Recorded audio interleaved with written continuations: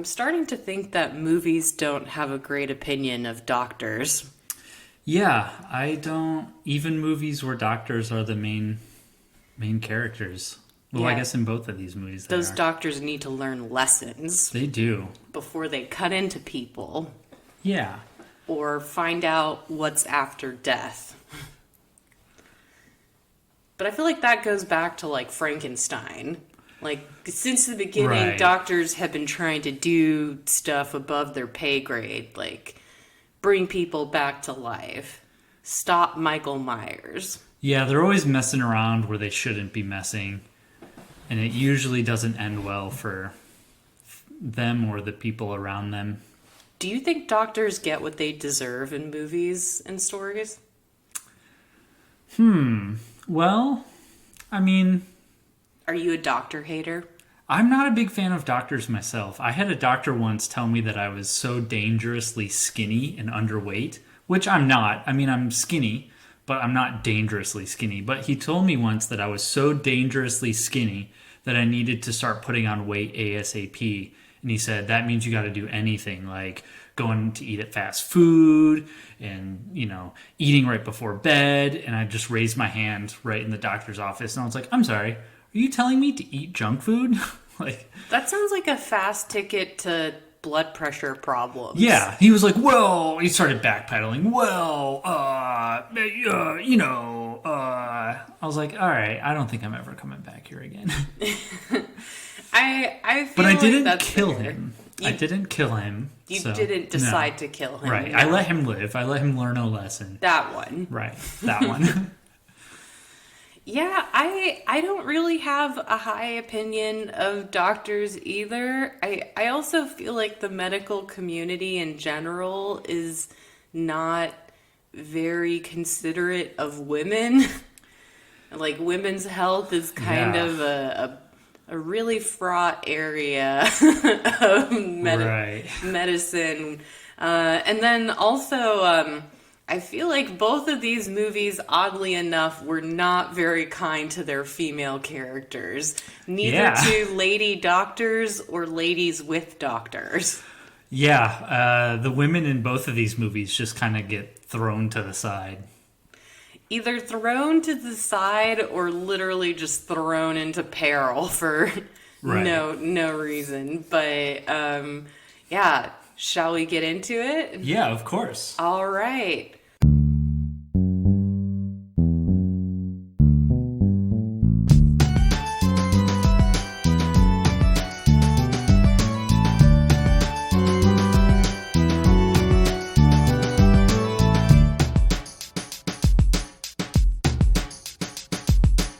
What is it we do? This is Necromancer.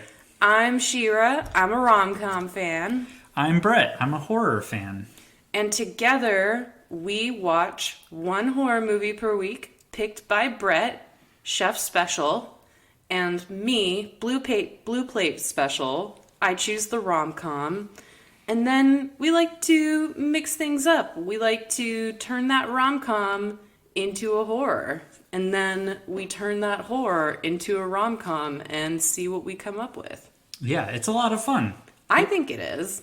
Yeah, I love doing those remixes. I do like the remixes, and I feel like I'm really pleasantly surprised when I think there are times when you've done a pretty good rom-com remix as not someone who is traditionally a fan of the genre. Yeah, I guess those rom-coms are so... The template is so ingrained into my brain just from the few that I've seen. Yeah, Yeah. you have a good grasp of the genre in the way that I feel like is responsible and not like Right. like you're not a cynical story writer. Right. It was hard to not to...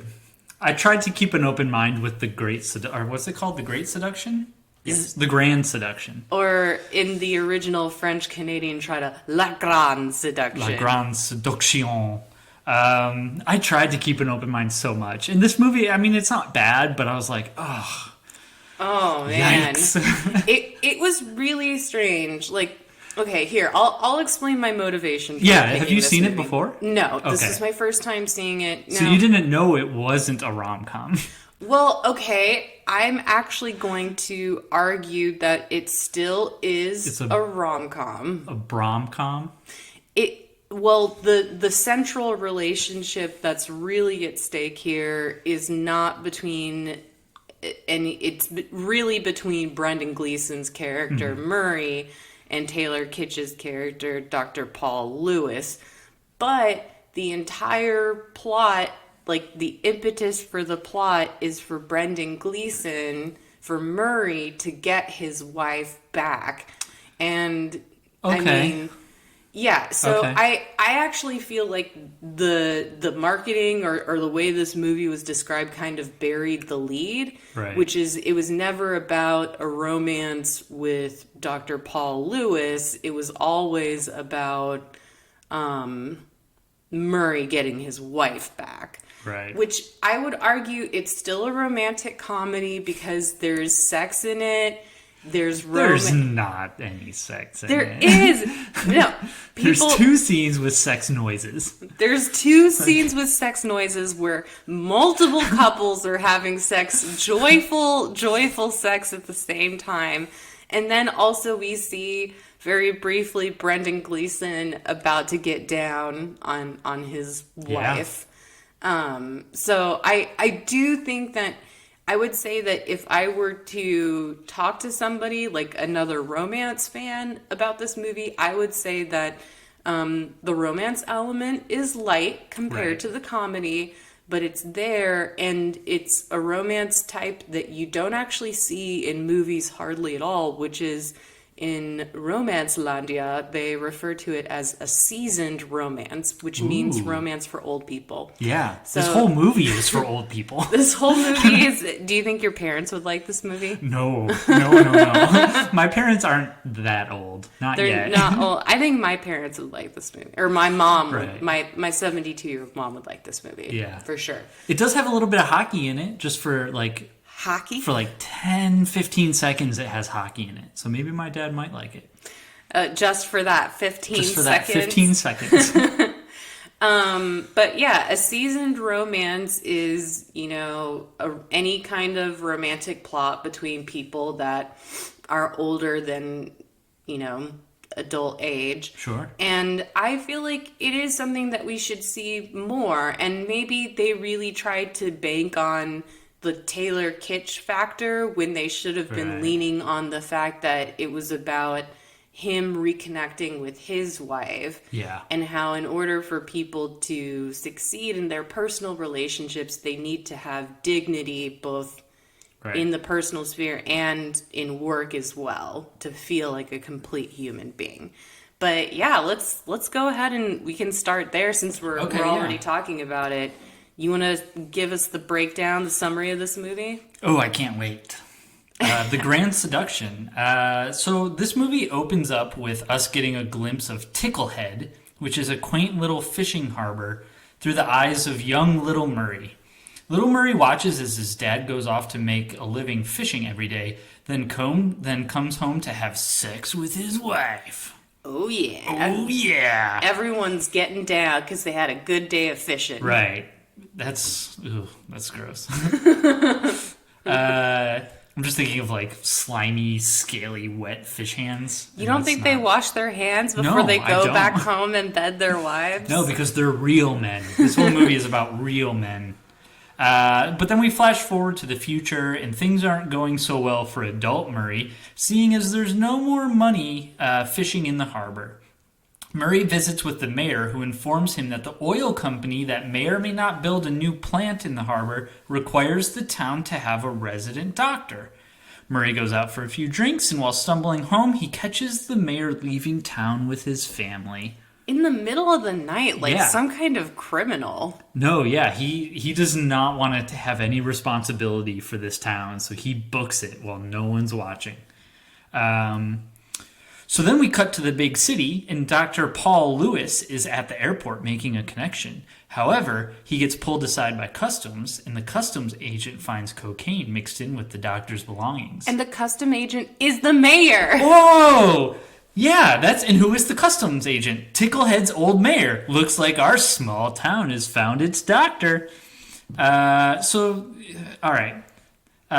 So that's fine. Like, it's fine. The coincidental natureness of this and, like, getting the doctor into the town is really outlandish and silly and not realistic. But I'm like, all right, I'm on board. I mean, right? that's just classic rom-com cosmology. Right. So I'm on board. I want to see Taylor Kitsch get involved in some hijinks. So, yeah. Murray's wife, as you mentioned, she leaves the harbor for the big city so she can go work a factory job. Murray convinces the town to go out of their way to seduce the doctor. This means there's a whole bunch of stuff we got to go through. All right, this means playing cricket, which is the doctor's favorite sport. Wait, where is Dr. Paul Lewis from? Do they ever mention it? I think he's Canadian like the rest of them, but he's a big city Canadian boy. So he's from like Vancouver or Toronto. Is cricket popular in Canada? I'm gonna say no based on the reactions of the town. But the town is like super old folk, old timey, set in their ways town. So I didn't know. But I feel like cricket is only popular in England, India, and Dr. Paul Lewis's house. Yes, it could be. Either way, he really loves cricket, so the town has to figure out they have to learn how to play the sport, and they have to get all the women in town to sew them uniforms out of all the existing white cloth material. This also means leaving out dollar bills for the doctor to find, because finding money is always good. Okay, to be fair, that's something that Henry, the bank teller, says, and it's only his theory. I don't think that Murray or Murray's fisherman bro really support that. But it is part of the scheme. It is part of what... No, I will let you get through it, but how ridiculous is it that Paul Lewis is not like, why is someone putting dollar bills here for me to find? He's really amazed by the fact that every time he walks home from the bar, there's a dollar bill on the dock. Is this life when you're a handsome man? Yeah. I don't know. I could only imagine. Me too. This also includes taking the doctor fishing and putting a frozen fish on his line to make him think he finally caught one. Bad. Yeah, he's really bad at fishing. This also includes spying on the doctor's phone calls to learn more about what he likes, including sexy bedtime activities. Oh my god, that was very unexpected. I wonder if that made more sense in French, because this was a French-Canadian movie before it was... a regular Canadian movie? Yeah. Maybe machine in French. Yeah. Machina. This is more sexy. Yeah, I've never heard anyone refer to like their penis as a machine. Dr. Lewis sets up shop in the harbor and he starts seeing patients, which includes taking care of practically the whole town in one day, some of whom haven't seen a doctor in years, presumably. Dr. Lewis is also engaged, but he does try to flirt with the harbor's only young single woman in town. However, she shoots him down every single time. And, like, right away. Well, she doesn't want the factory to come into town. She's also anti-factory. They give her a motivation that's like she doesn't want the factory to come into town, and she's pretty much virtually the only person in town who's not trying to seduce him. Right, but she's also pretty much one of the only people in town who has a job. That's also true. She should be more sympathetic to these welfare recipients. Murray also tricks Dr. Lewis into thinking another doctor is interested in the town, when in reality that doctor is just a clueless fisherman whose boat broke down in the harbor. They took him hostage. Yeah. I would be scared to go anywhere near this town. They take almost everyone hostage. Forget about sundown. Any time during this town. Sunrise to sundown. Don't go to... What is it? Ticklehead? That name, too. Oof. That's like, what was the movie that we watched last week when the dog was named Kevin or something? Rogue. Rogue? That was Rogue. Yeah. Rogue? Oh, yeah. Like, you can name your dog anything you want in a movie. Why would you name it Kevin? Like, you can name your town anything you want in this movie. Why Ticklehead? I wonder if this is like a Newfoundland thing. Do you Yeah. think in that part of Canada, all towns have weird name, like Boggy Tits or something? Could be. Yeah, I'm not too big on Canadian. Boggy Tits, British Columbia. Well, Murray's plan to attract the oil company hits another snag when he finds out a rival town has bribed the oil company. Murray tries to get the bank teller to give him $100,000, and the teller refuses at first, but then decides to basically steal the money for the bribe. Yeah, I think Henry does steal that money. Yeah, he just steals the money, and he's like, all right, I'm just going to work for the factory now, even though there's probably some legal issues that need to be taken care of. Although the town doesn't have a doctor, so I guess... I mean, it's Canada, so right. maybe they're... Canadian law is different than American law. Yeah. I just assume it's less violent. Yeah. Well, the oil company does decide to visit the town, and another issue they run into is the town doesn't have enough people to support the new plant the oil company would build.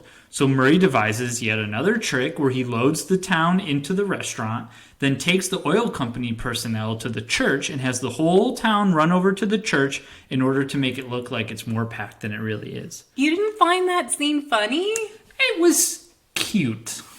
I thought it was cute. pretty cute. It's then especially more cute because then the whole town has to run back to the restaurant because the guy forgot his hat, and then they don't make it in time, but Taylor Kitsch sort of inadvertently covers for them, and the guy just kind of is like, oh well, weird town. Gotta go. Thanks for my hat. Yeah. Everything seems to be going fine until Dr. Lewis finds out that his wife has been cheating on him with his best friend.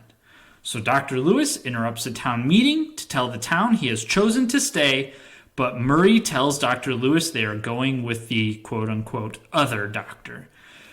So Dr. Lewis goes to the young pretty girl and hits on her one last time, and she tells him that the whole town has been lying to him. Uh-oh. This is like the whole big fine finale of the movie, right? Like we still have a whole nother act of the movie to go because... Oh, I think this all happens in like the last 5 minutes, though. Right. Oh, but wait a minute. Dr. Lewis confronts Murray about this, and right as Dr. Murray is about to land the oil company deal, so what does Murray do? He apologizes to Dr. Lewis, and Dr. Lewis says, it's okay, and he agrees to be the town doctor. So not really much of a third act surprise going on there. It's just sort of like, hey, you lied to me. Yeah, I did. Sorry. Oh, it's all right. I forgive you. I mean, but he lied for a reason that the doctor understood immediately to be compelling, there's the reason why in a rom-com when you have the couple split up right before the end is so that you have that low, so that then when you get to the high, that high feels higher. The lower your low, the higher your high. This movie has That's no true. low. I feel like we as Americans understand that suffering is necessary for growth, but these nice little Canadians, they're like, oh, we can't let them suffer that long. That's true. No one suffers very long in this movie. The oil company moves in, everyone gets a job, Murray's wife comes back home, and the two of them have sex while the whole town has sex, and then all the chimneys start to light up, and it's the end. Those post-coital chimneys. Oh, man. No, but I do think, okay, so yes, this movie is definitely about what we would in 2019 terms call male fragility. And this movie's pretty recent too, right? It's 2013, I think, and then I think the French Canadian version was 2009. I was interested because I'm always looking for new rom-coms, right. And the premise to me sounded really interesting because they basically Truman Show Dr. Lewis to get him to stay. Right. By pretending to love everything that he loves. But Taylor Kitsch, I feel like only Taylor Kitsch could make me believe that this particular doctor would fall for the con. You know what I mean? Right. Like I feel like his self-esteem is great enough that he would believe that he would come to a town where everyone somehow likes everything that he likes, and money appears in the same place each evening, and people actually want to listen to jazz fusion with Right. him. Yeah, so the doctor also likes jazz fusion, which is, I do like jazz, but this is not like any jazz I've ever heard. Yeah, it's like super jazz. I just, again, I wonder if a lot of these things made more sense in French, like all the Yeah. people fucking, because in Amelie, she's preoccupied with how many people are having orgasms too. Oh, yeah. It seems like the French really care about societal orgasms, or like the orgasmic happiness index of Yeah. a community. Yeah, I would agree with that. I didn't put that together, but yeah, orgasm. It's a big part of, Well, yeah, ultimately, like you said, society and relationships. So. I mean, but apparently in Canada and France, this is a big deal. I don't think that we think about these things stateside. Not really. There is an old rom-com that has a similar kind of from outside people's houses scene, except they add like a really cool magical realism element. The movie's called Divorce American Style. And they bring this like conductor to a top of the hill, and like he like taps his little music stand. Yeah. And when he starts conducting, you start seeing the outside of all these houses, and all the couples inside are fighting basically and arguing. And it's like the chorus of Suburbia. But like that's the American version. Like everybody's fighting. Yeah, we Americans like to fight. We like to fight. Yeah, like even the Murray's wife moving out of town, that wasn't a big fight or anything. It was very Oh no. pleasant and sort of like, I have to go do this thing now. Like, oh, okay, I guess I'll come visit you sometime. I like too that in the end, the sort of the happy outcome was not that she comes back to Ticklehead and goes back to being at home while Right. he goes to work. They both get to go to work together, and working together strengthens their relationship. So I do like that the movie cares about people being on equal footing, and this idea that I think, again, foreign to us, this idea that people on welfare don't want to be on welfare. Right. And would like the dignity of being able to work for their own money and not collecting shame, as Brendan Gleeson says. 15 days worth of money, but 30 days worth of shame. Mm-hmm. Oh, no. Oh, no. How do you think they got Brendan Gleeson involved in this? Yeah, I don't know. Maybe they must have... I don't know. That's a good question. I wonder how they got Taylor Kitsch involved in this. Oh, well, that's easy. This came after John Carter.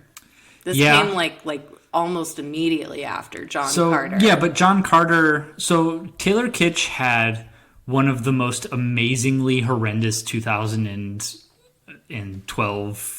of all actors. Because this is like 13. He had John Carter, he had Battleship, and he had Savages, which is not in and of itself like should be a good movie, but it was directed by Oliver Stone, right? So you have John Carter, which is Should have done Joel Schumacher. Should have. Yeah, Joel Schumacher could have made a much more... I never saw Savages, so I can't say. But John Carter is Disney, so he figured that movie's got to make bank. Battleship is like a big Transformers-y type movie. You figure that movie's got to make bank. Board game to movie adaptations were all the rage. All the rage. And then Savages is an Oliver Stone movie, so you figure that movie's got to at least make bank or be critically acclaimed or something. But all three of those movies bombed hard. Yeah. And so, but you would think...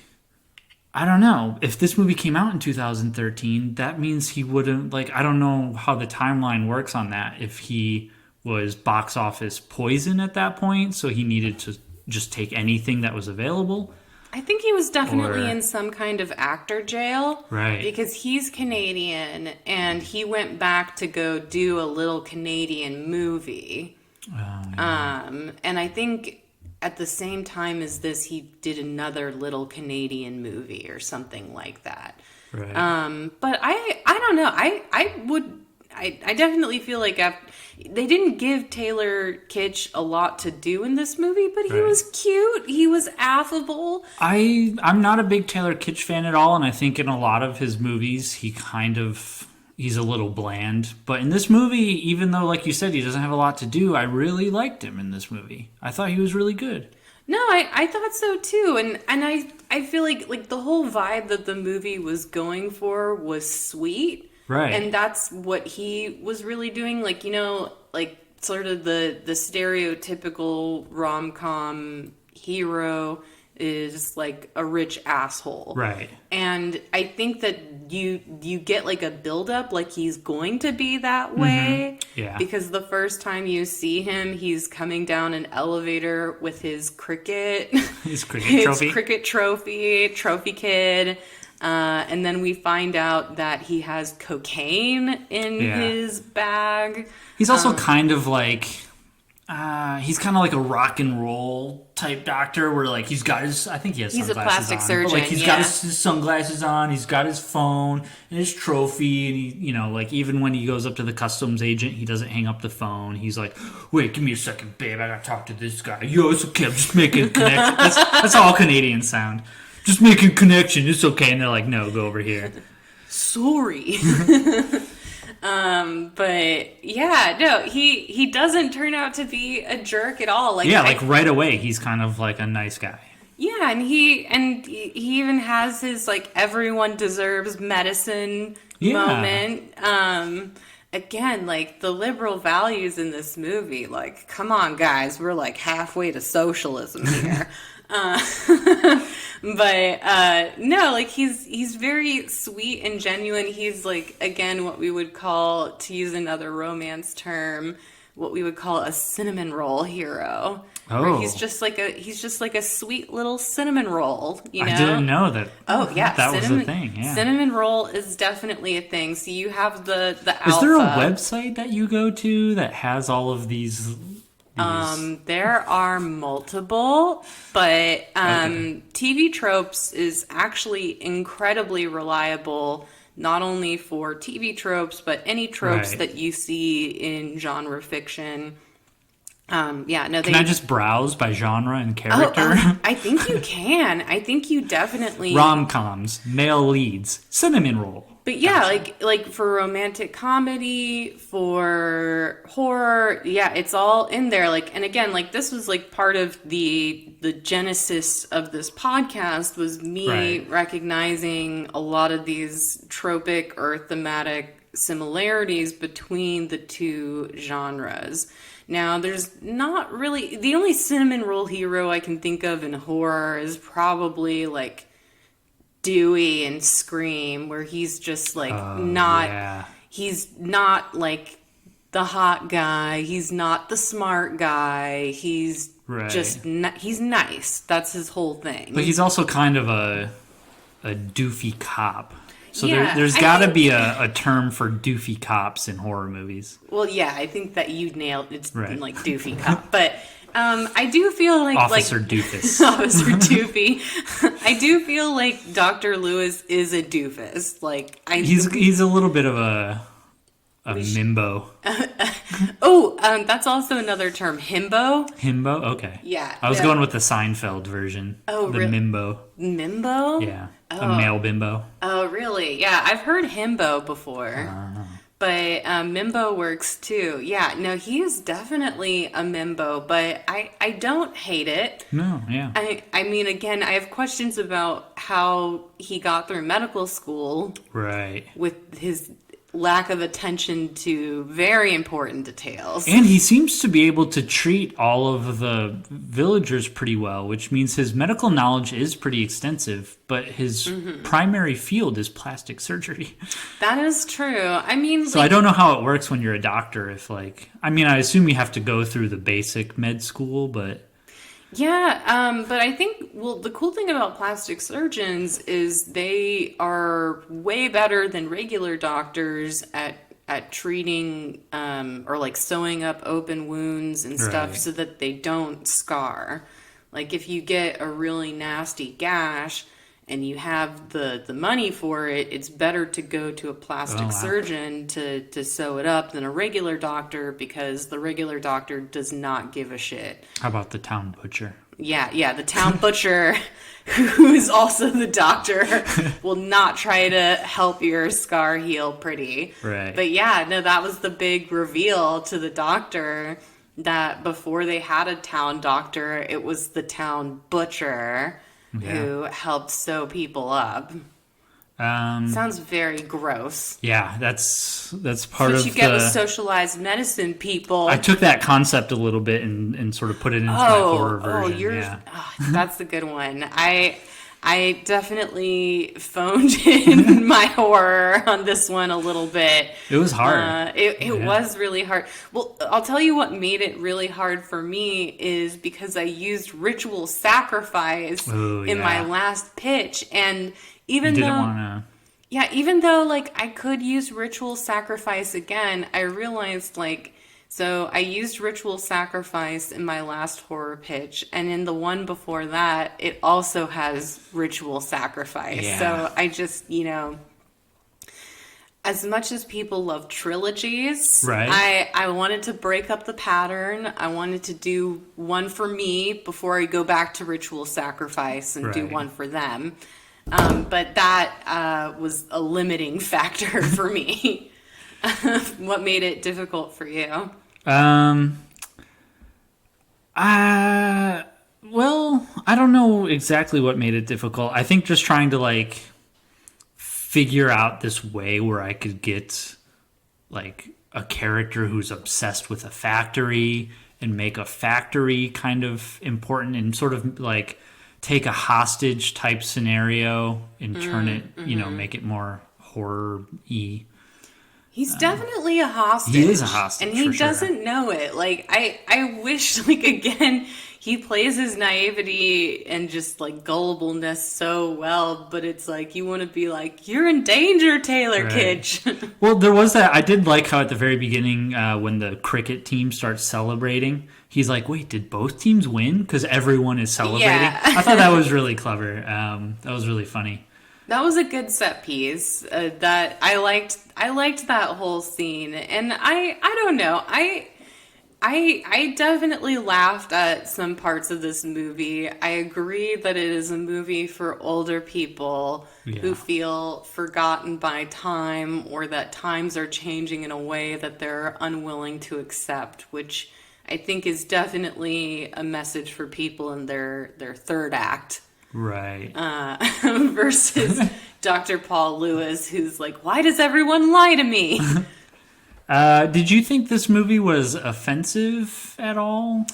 It was offensive to me in some ways, in that they really did not give the female characters enough to do. And I did resent that Murray basically tells the postmistress to whore herself out to Taylor Kitsch. Now, it is Taylor Kitsch, so it's not as bad of a deal, Right. as It's just a little some. flirting, though. It's not. Just some he says just a little flirting with the doctor. But he's engaged. Yeah, he's engaged, and then I feel they also. I wish the movie had spent a little bit more time building up to him going to her house when he was drunk. Right. Because it's literally just cut from he's in the restaurant to he's in front of her house and he's drunk and he wants to come in. Right. And it's no, because in the movie, Murray lies to him and tells him that the postmistress is in love with him. Right. So why not do that work in the bar where everyone is in the bar trying to seduce the doctor, so they get him really drunk, they tell him the postmistress is super into him, and then he goes over there. Right. But even then, he's engaged. Isn't that a huge character flaw that, like, never really gets resolved? That's one of them, and then also his cocaine problem. Yeah, which I guess it's not really a problem. It's just more of like He dabbles. an indulgence. Yeah. He dabbles here and there. You know, he's your casual cocaine user. Exactly. Yeah. Which is definitely, I mean, it's possible. Sure. But I did think that this movie had a lot of missed opportunities when it came to, like, sort of, you know, some of the comeuppance aspect where the town, when he figures out that the town's spying on him, like, they were listening to all his phone calls. That never gets resolved. It's just sort of... I think they just never tell him. Yeah. Like, these town people are shifty. They are. Yeah, but also, like, when he's doing the doctor tests on all the people, on all the townsfolk, and the guy's like, I have athlete's foot, and now it's athlete's leg, and the one lady's like, I need to go on the pill. That. But it felt like, yeah, you could have gone one step further. You know what I mean? Like, that whole scene could have been... There was never a punchline to that whole scene. It was just kind of like a little tickle here and a little tickle there, and it never really... They didn't... Yeah, tickle is a strangely good way... Ticklehead. It's a good way to describe it because I feel like there were good comedy moments, except they didn't push the lever far enough. Like they pushed it a little, but like I feel like again, like in an American comedy, you would have kept pushing the joke until you'd completely exhausted the joke's abilities, or have some kind of build up. Like when he finds the $20 bill on the dock.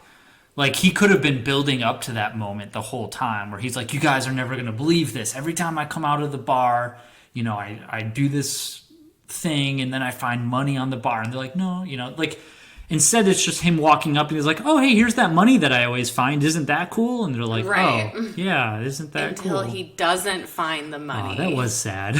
I did react strongly verbally to them, like, because I feel like that was meant to be the low moment is when so in order to truly hook the doctor, they do a little bit of negging in the form of taking a sailor hostage, dressing him up like a doctor and pretending to Taylor Kitsch that is their doctor. And then he takes the fake doctor fishing. He does all the stuff that Taylor Kitsch liked to do with Brendan Gleeson because they're like having some father-son feelings for each other. Yeah. Like there's definitely feelings in this movie and feelings for each other, but they're more familial than romantic. But I don't know. I feel like family dynamics are important to a good romantic comedy too. And I do like... Maybe you're not as into small towns as a setting as I am. Like I like, maybe. I think that's half the appeal of like a show like Parks and Recreation, right? Mm-hmm. Where it's like the small town as a character has a lot of great comedic possibilities. I guess I kept thinking of Parks and Recreation in the town hall scenes in particular because I like wanted those to be more zany as well. Whereas they were like pretty staid, even though at the end, like Dr. Paul Lewis comes in when they're talking about him. Yeah, that was pretty funny. That then they had to pretend like it was church. But I think that this whole movie was just kind of it was satisfactory in how it approached everything, just in terms of like, all right, you got what you needed out of the scene. That's fine, I guess. They didn't really work it. Yeah. This movie needed a little bit more work. A little more massaging. A little more invasive surgerying. Oh, kind of like Flatliners. Yeah. So, shall we get into Ooh. these pitches? You've made me very curious. Yes. I spent way more time on this one than I did the Flatliners one. Oh, let's hear it. So this is going to be... I don't want to say the name of my movie until the end because I don't want to spoil anything. Ooh. So, Dr. Lewis has a good life in the city. He's got a loving wife, 2 beautiful children, a wonderful dog. Children? Yep, an expensive house, a fancy car, and he loves his job and he's really good at it. But as Dr. Lewis is leaving work one day, he notices 2 strange men following him. The strange men look really out of place, like almost homeless. They look kind of strange and Like disheveled. shabby harbor people? Yeah. The strangers follow him all the way home and are even waiting for him outside the home the next day. Dr. Lewis calls the police, but the police aren't much help. You know, Dr. Doofus has a scene where, or Officer Doofus has a scene where he comes in. Isn't much help. As Dr. Lewis heads home one day, he hits something on the road and his car spins out of control. The doctor gets out and looks at his car and he has a flat tire. No, wait. He has 4 flat tires. 4 flat tires. So the doctor looks back in the road and something is there. He walks over to it and finds a spike strip. What? Foul play. And then, thump, blackness. The doctor falls over and the 2 men following him pick him up and put him in their van. Ooh. Dr. Lewis wakes up chained to a bed in a dark cell. The 2 men open the door and unchain him, but they secure him, probably like, you know those poles that they use, that dog catchers use? Oh, yeah. Those long poles with That's the brutal. hoop on the end? Yeah. So like they do weird stuff like that. They chain him up and stuff. They seem really messed up. They have lots of scars, maybe a limp, a missing eye, that kind of thing. These men, they take Dr. Lewis in his med bag to see the mayor. And so the mayor talks to the doctor in code. He's like a raving lunatic. And at the end, he ends the meeting by taking a scalpel from the doctor's bag and cutting his own throat. What? So the 2 men take the doc back to his cell and chain him up. A few days later, like they're feeding him little trays of goop and stuff. But a few days later, he's taken to a small operating type room and told by the men just to quote unquote fix. Just then, an injured person walks in with cuts all over their arm. The doctor fixes this person and is brought back to his cell. This goes on a few more times until someone is brought in with a mangled arm. The doctor is told to fix, but he refuses. The man's arm cannot be fixed, so the 2 men kill the person right in front of them. Whoa. Then they bring in someone else who has an infected foot. The doctor again says he can't save the foot, and so the 2 men go to kill this person, but the doctor says, wait. And so what he does is he ends up sawing a foot off of the dead man and performs an emergency surgery where he transplants the dead man's foot onto the new person's foot. Can you do that? Yes. I did a lot of extensive medical research for my movie. You can. Ooh. You can just take any body part and sew it onto a new person, and it's just like brand new. And it works? Oh, yeah, it works fine. That's how transplants happen. I mean, but why isn't everybody just taking limbs and swapping them out? That's a good question. Maybe like one arm, you don't want one arm to be longer than the other arm. I guess not. Or like skin tone. 2 arms are better than 1. Yeah, that's true. But now we have robot arms in the real world, so we don't need to worry about that. This continues on some more. Some men and women he can save, others he can't. He becomes sort of like a Dr. Frankenstein of sorts, reassembling people and building bodies and stuff, keeping as many people alive as he can. He also starts to learn a little bit more. He starts to learn about the factory where everyone works, but no one is... Ooh, nice use of the factory. Yeah. No one will say what they make. He learns about the supervisor who watches over them, but no one will tell him more. The doctor hatches a plan to escape and does so. He finds himself in the middle of a decent-sized town, but it is a ghost town. None of the phones work, all the cars are dead, no one is around. Just then he hears a whistle blow, so he follows the noise to a factory on a hill.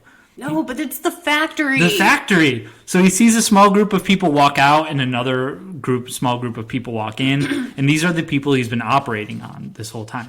So he walks into the factory, but no one will talk to him. They're all sort of working on this giant machine in the middle of the factory.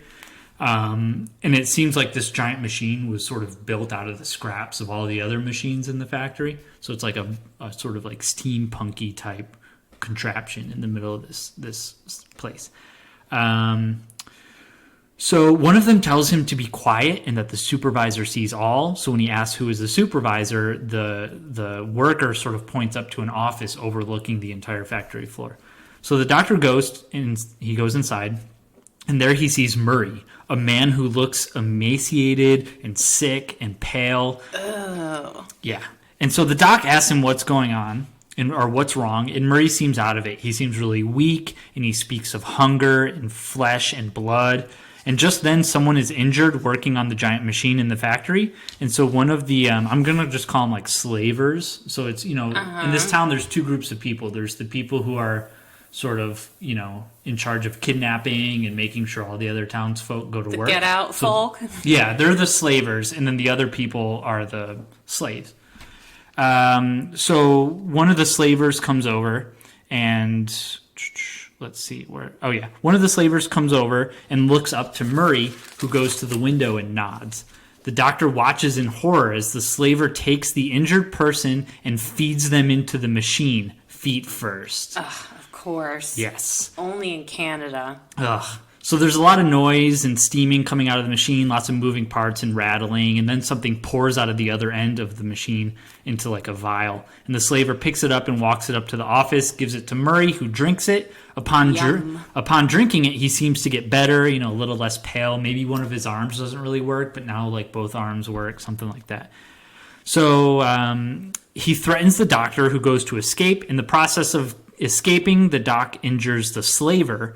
And as the doc runs out of the factory, he hears the slaver scream as the sounds of the machines drown him out. Yeah. Hells yeah. So the doc sees someone in the window of one of the abandoned buildings, and there he meets Kathleen, as well as a handful of others, and they explain to him that the town used to be a thriving town and that Murray was a supervisor of the factory, but that it was unsafe, so the workers went on strike.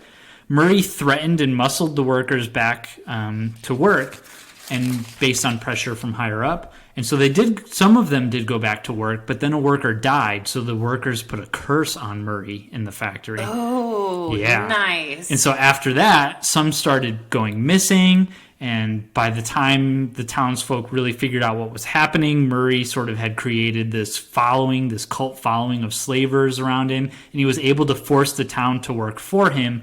But in order to feed the machine, he needed the townsfolk. So the town went from a pretty decent-sized town down to like a ghost town. And so he feeds off of people, and Murray is running out of people. He's almost out. And so the doc inspires the people he tries to inspire the people to fight back, but, there's not that many slavers left, and Murray is really weak. But they hesitate at first, and they say no. So the doc goes back to the factory alone, and just as he is about to face off with the remaining slavers, the townfolk show up, and there's a big battle in the factory. Hells yeah. And just as things are looking good for the doc and the townsfolk, Murray comes down from his office. He looks better, so presumably in the meantime, he drank a few more people. Murray fights the townsfolk, killing most of them until the doc... Whoa. Yep. He final bossed them all? Oh, yeah. It gets... Wait. We're just getting there. So he kills most of them until the doc lands a fatal blow with his scalpel. But this doesn't stop Murray. In fact, Murray transforms into a demon and slaughters the remainder of the townsfolk. And it was his second health bar, clearly. Right. Yeah. Just like every boss has two forms, right? This isn't even my final form. Just as Murray is about to kill the doc slips in some blood and presses a button on the factory, which causes all the smaller machines around the big machine to start going off. And one of the machines explodes, so the doc ducks, and some of the machinery knocks Demon Murray back into the machine, and the doc turns it on. And so then the movie ends with the doctor walking away as the factory burns and the machine eats the demon. Walking away from that explosion like a badass. Yeah, he doesn't even look back. I love it. Yeah. So that's how you turn the Grand Seduction into a violent, gross horror movie about a doctor who has to patch people up for a demon who drinks them. That's awesome. What's the title? The title is The Blood Factory. The Blood Factory? That's the best I could come up with. Very on the nose. Yeah. You could just call it The Factory. But I mean, even Midnight Meat Train decided to just make it all. But there's got to be at least 5 to 10 other movies called The Factory. Oh, I'm sure. Or simply Factory. Which Right. I think is like about Andy Warhol. Oh, yeah, I would not. Because that's what they called his artist space, was the factory. Of course. I love it, though. I feel like this could exist in the same universe as The Grand Seduction. This is just after they've been working... This is after, this is like 20 years later. And I think Taylor Kitsch could carry this kind of action role. Right. And Brendan Gleeson would be great as a demon. Yeah. I totally agree. How about you? What's your... I can't wait to hear your pitch. Let's see. Okay, so I called this movie... The movie's called Kickers. Kickers? Kickers. Okay. Yes. So, Act 1, we get young Murray French. He wakes up in the early morning, just like in the first movie, and sees his dad setting off for work along with the rest of the fishing village. And he goes outside to observe all the fishermen gathering, but sees something highly peculiar. All the people gather in the town square and appear to be kicking something. Young Murray sees that they are kicking a man who's on the ground. Whoa. And Murray's dad catches him and asks, "You want in?" And then that's when we see young Murray eagerly start kicking someone to death. Wow. Beside everyone else. Gotta get them while they're young. Yep. And then in a voiceover, we learn that, you see, our little harbor had a taste for murdering. Oh, no. So basically everyone in town loves murder. And we fast forward to present day, and there's just not enough strangers coming to Ticklehead to get murdered. And similar to the first movie, the harbor is vying for a factory to choose Ticklehead, but the real reason that they want it is so they can start murdering outsiders again, because it's fun. And the town needs a doctor, so they blackmail Dr. Lewis. And then middle act, instead of having to convince him to stay by seducing him, Murray's purpose becomes to prevent the townspeople from killing Dr. Lewis long enough to get this deal through. Yeah. So he's still, Dr. Lewis is still super naive, right. But instead of, everyone trying to charm him, they're secretly trying to kill him at every turn, and Murray's trying to stop them. Right. Maybe when he bends down to pick up $1, somebody swings an axe at him, right. And Murray stops it before Dr. Lewis sees. So this movie is also kind of a comedy, right? Yeah. But it's a horror comedy, and so Dr. Lewis is he's so gullible, he starts to think the townspeople really care about him. Ugh. And Murray's loyalties are divided, just like the first movie. But man, he wants to get back to killing again, too. Yeah, once you get that itch, it's hard to scratch. Super hard to scratch. So now we get down to the third act, and the men from the factory have arrived in town to sign the papers, and now the townspeople, they got some pent-up killing energy. It's just been simply way too long since they last killed someone. And then the last straw is when Murray's wife threatens to leave him if he does not let him kill one of the outsiders right fucking now. Whoa. And resigned, he hands her a brick, which she immediately throws at one of the factory men, probably the guy who instantly counted the amount of townspeople with one look. Yeah. And then the townspeople, they catch the cue, and they begin beating the shit out of the factory guys, while Murray tries to find Dr. Lewis and get him out. And then Murray and Dr. Lewis get caught by the townspeople, and they start listing off reasons to kill Dr. Lewis, like cricket's boring and jazz fusion sucks. And then Murray, again resigned, steps away and lets Dr. Lewis be demolished by the crowd. No! But that night, though, all the couples in town get busy because that's the best old killing sesh they've had in a long time. Oh, yeah. And that's the end. Gotcha. I like this kind of Wallace and Gromit-esque. Like, I picture Wallace and Gromit, you know, where, like, everything is trying to kill. Who is it, like, Wallace? Right? But, like, everything's trying to kill Wallace, and Gromit has to, yeah. save him. And, you know, it's the same thing where it's like, an axe is flying towards him, but Wallace bends down just in time, and then the axe almost hits Gromit, and Exactly. So, It's exactly like that. And I like the idea of all these old people being really bloodthirsty. Yeah. And just wanting to kill people real bad. You should watch a movie. Your movie sounds a little bit like a movie that I don't know the name of, but it was written by Dan O'Bannon, and it's called something like Buried Alive or Dead and Alive or Dead Alive? No, Dead Alive is There is a Buried Alive movie with Ryan Reynolds. that's Buried. Uh-huh. It's pretty good. It's a pretty good movie.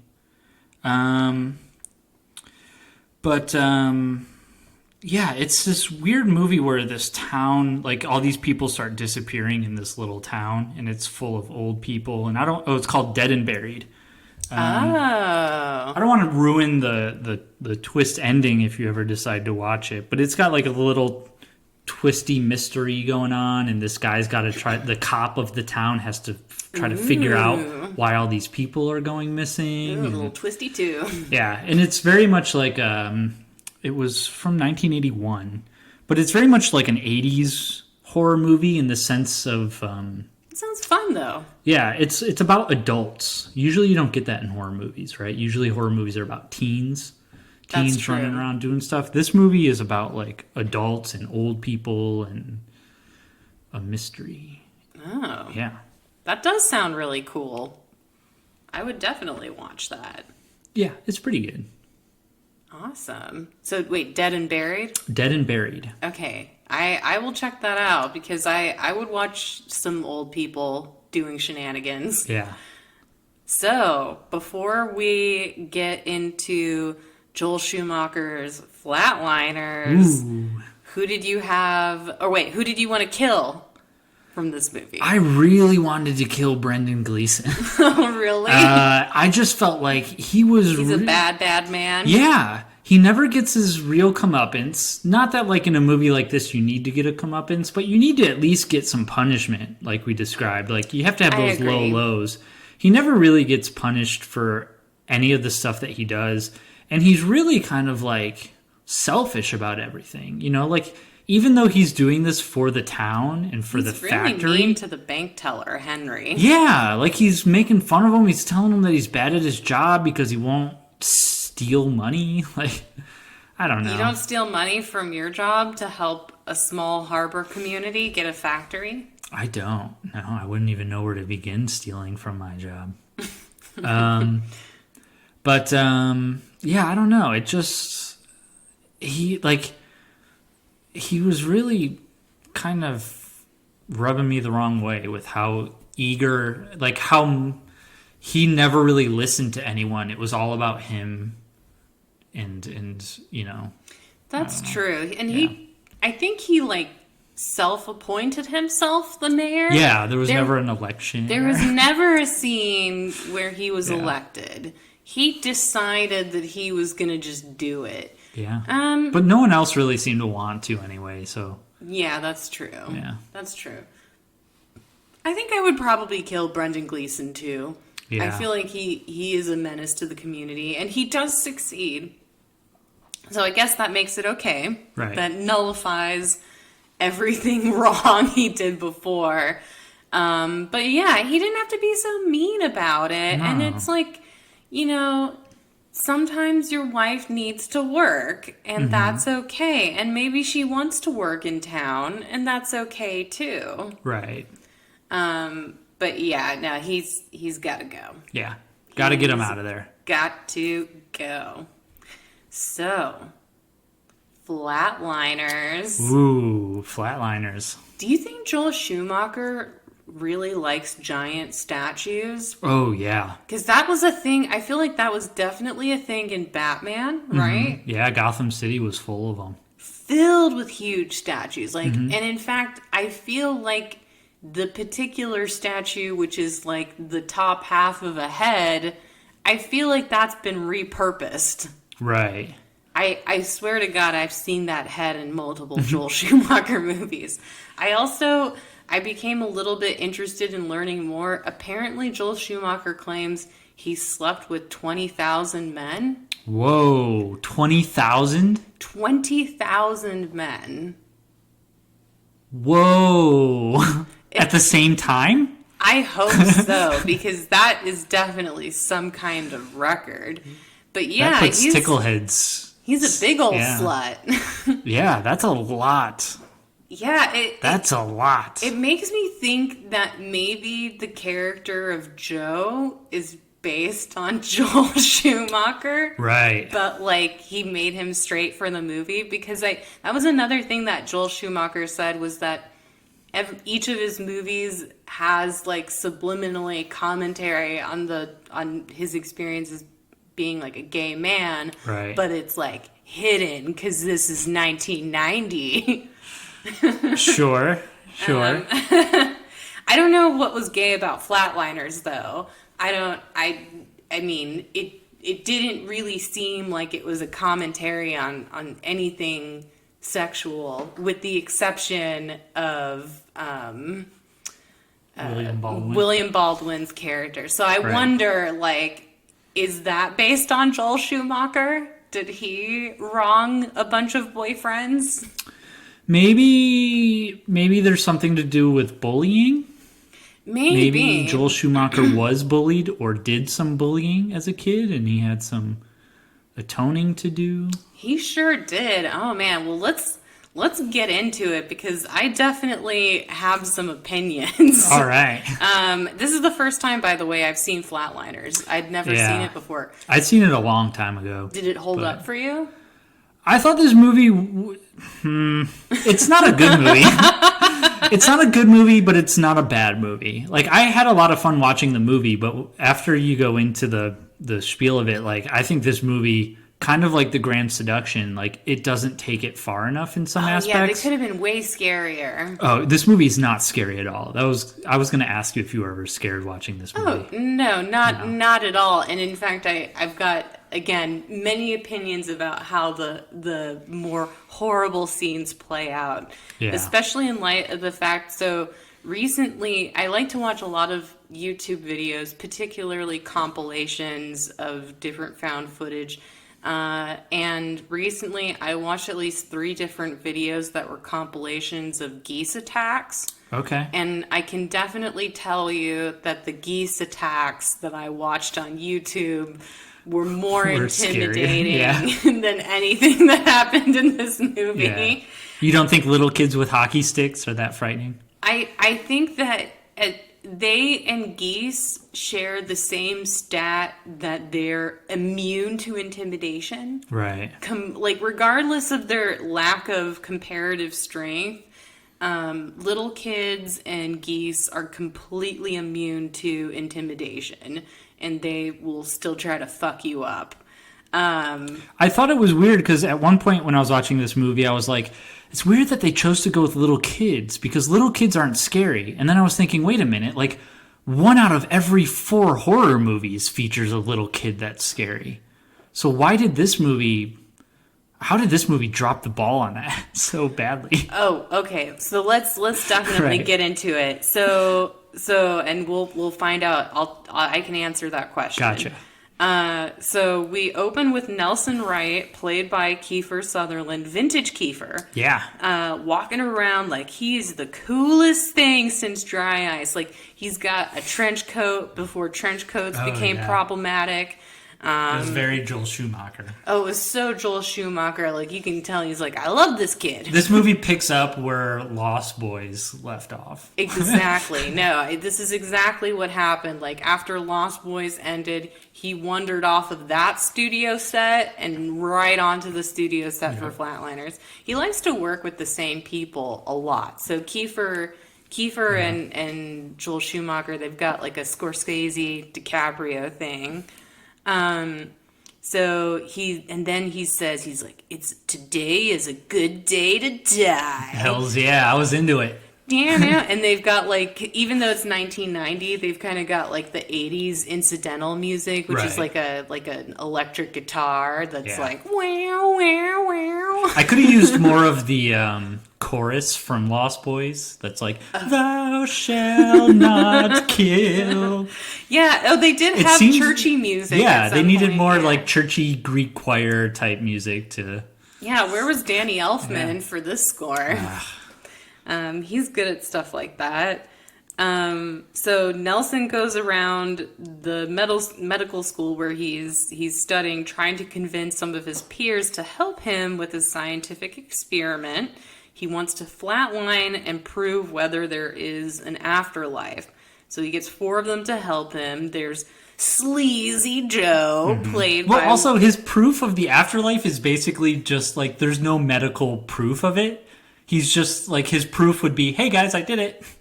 Yeah. I experienced it. This is, like, a very unscientific... It's very nonchalant, very laid back.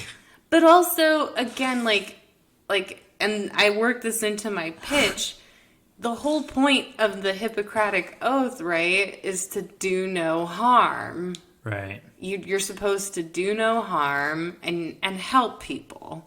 So why would you harm yourself? But it's a controlled harm for the greater good. Well, I mean, you got Kevin Bacon to bring you back, so there's a lot of trust there. So we've got Sleazy Joe, William Baldwin, and then there's Hotshot David LaBraccio, played by, that's his name, David LaBraccio. LaBraccio, yeah. Is it LaBraccio or LaBraccio? I think it's got to be LaBraccio, right? Is it? I guess so. Italians chime in. Yeah. And he's like, Kevin Bacon's a hotshot. Like, he wanted to perform a surgery, but he didn't have permission to perform that surgery. And so he decides that he's out of here. So when Kiefer Sutherland goes to, like, make him part of his scheme, he's literally, Kevin Bacon is such a rebel, he's climbing out of a window and saying, like, I'm done with this place, man. Yeah. I've never seen a movie where, like, a normal conversation takes place with one of the characters hanging off the side of a wall.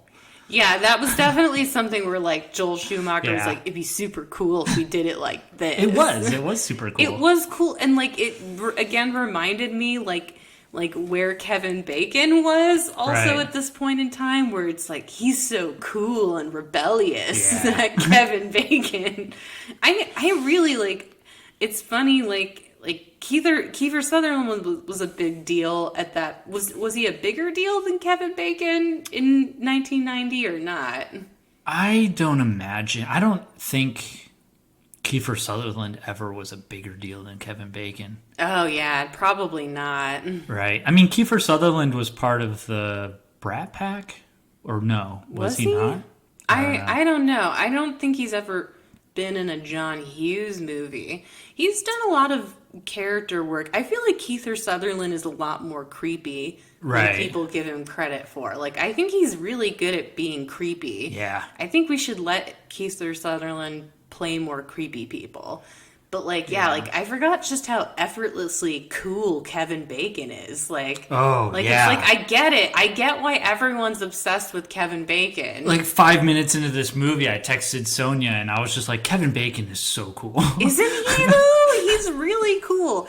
But, yeah, like, so there's Kevin Bacon, David LaBraccio, Rachel Manis, played by little Julia rom-com royalty, Julia Roberts. Our first Julia Roberts sighting is a horror movie.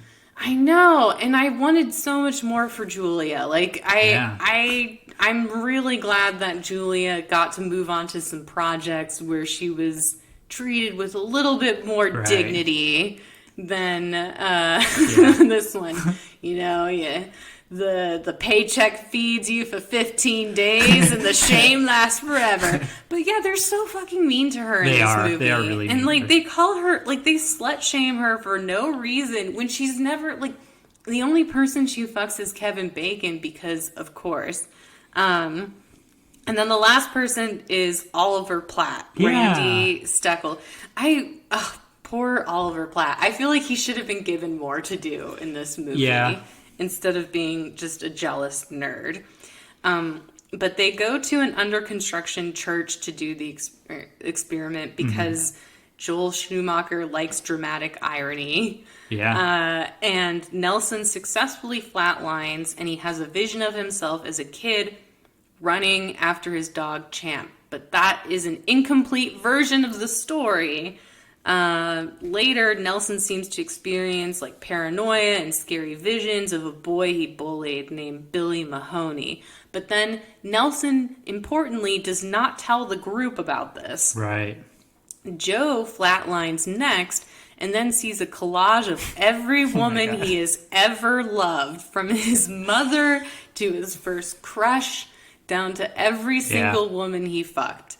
And he seems to be happy with his experience until women he secretly filmed while having sex begin to chastise him through the TV screen. This feels like a Harvey Weinstein nightmare or something, where it's like, why did you do that to me, Joe? Yeah. Why did you film me without my permission? This movie really was like, it was really gross at the beginning when he was having sex with her and filming it. And he was like looking up at the camera, smiling, and I was like, ooh, this movie has not aged well at all. I feel like but William then Baldwin was not acting. Right. But then the movie like very quickly goes to say, hey, this kind of behavior is not okay, and they really start punishing him for it, like right out of the I'm glad. Yeah. I'm really glad that they did. And I also really appreciated the like again, maybe this will just be my love ode to Kevin Bacon, but like when he tells the people, like the group, that he's been doing this, Kevin Bacon gives him this like elevator eye look that's just like such like scathing judgment without any words. It was quite beautiful. But yeah, like, so yeah, Joe definitely is. It's like that one Frasier episode where Frasier goes to a. You watched Frasier, right? I've seen it here and there, yeah. But so there's one episode where Frasier goes to a cabin, and every girl he's ever slept with, like a vision of them, is in there along with Frasier's mother. I think I've seen that one. And then he has to work out like what his problem is. I was also thinking of Dennis Reynolds from It's Always Sunny. Yeah, he's got a large collection of women he's videotaped. Yeah, he's a Dennis Reynolds type for sure. And the idea that he would begin to atone, it was a little hard to believe. But maybe Joel Schumacher was feeling bad for being slutty. Right. Not to slut shame Joel Schumacher. I'm sure he had a lot of fun with those 20,000 men.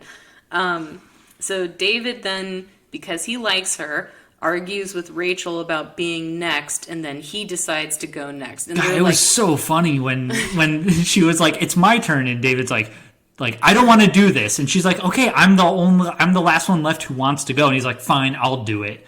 Like, well, she wants to do it. They've been pushing her aside this whole time, and she's like, they're like, "Oh no, you just work the anesthesia, yeah." Like, I liked when she stormed out. I was like, "Yeah, good for you." Exactly. No, you. It was laughable how shittily they were treating her, because they were just like, 1990. You don't get to do it. You're a woman. Bad time. But yeah, and they're like competing over like how many minutes they can go to, and I like that. And yeah, no, he definitely was like, I must protect female mode.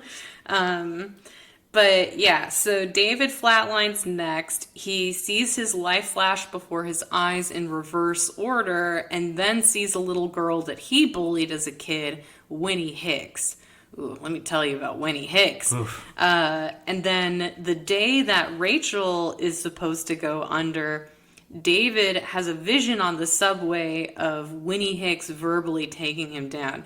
And if you thought that I didn't love Kevin Bacon already in this movie, seeing Kevin Bacon get totally verbally eviscerated by Right. a little black girl was also highly satisfying. She Yeah. calls him some really bad names. Yeah, it's But it's not scary at all. No, it's not scary at all. But did she assassinate his character and totally own him? Yeah. She served him. So then he realizes that he needs to end Rachel's flatline early. Again, these guys, they're always just trying to get in there because he thinks there's something bad that's happening. And then when they try to resurrect her, though, the power goes out. Oh, yeah. And they have to bring Rachel back to life manually. And then she does make it back, but she starts to see visions of her dead dad because her mom blamed her for the death. And then also David goes to Winnie Hicks to apologize for being a dick as a kid, which was a very weird scene. It was very bizarre. Super awkward. And it's like, maybe just apologize in real life, Joel Schumacher. And after he does this, his conscience is free. He's no longer haunted. Nelson, on the other hand, is getting his ass kicked by Ghost Billy Mahoney. Like, it was kind of like pre It Follows, where Right. like you see like there's the invisible force that's like tracking Nelson, and then the flap lifts on the truck. And this scene confused me because Nelson, Kiefer Sutherland, is struggling against his ghost. Kevin Bacon comes up to the car and sees that it's locked.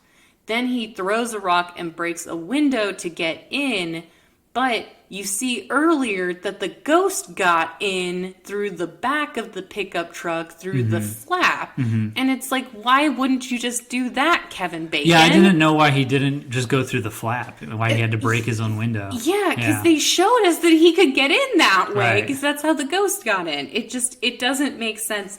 And also, I've got to say, so you were asking about, like, why little kids and, like, what didn't work.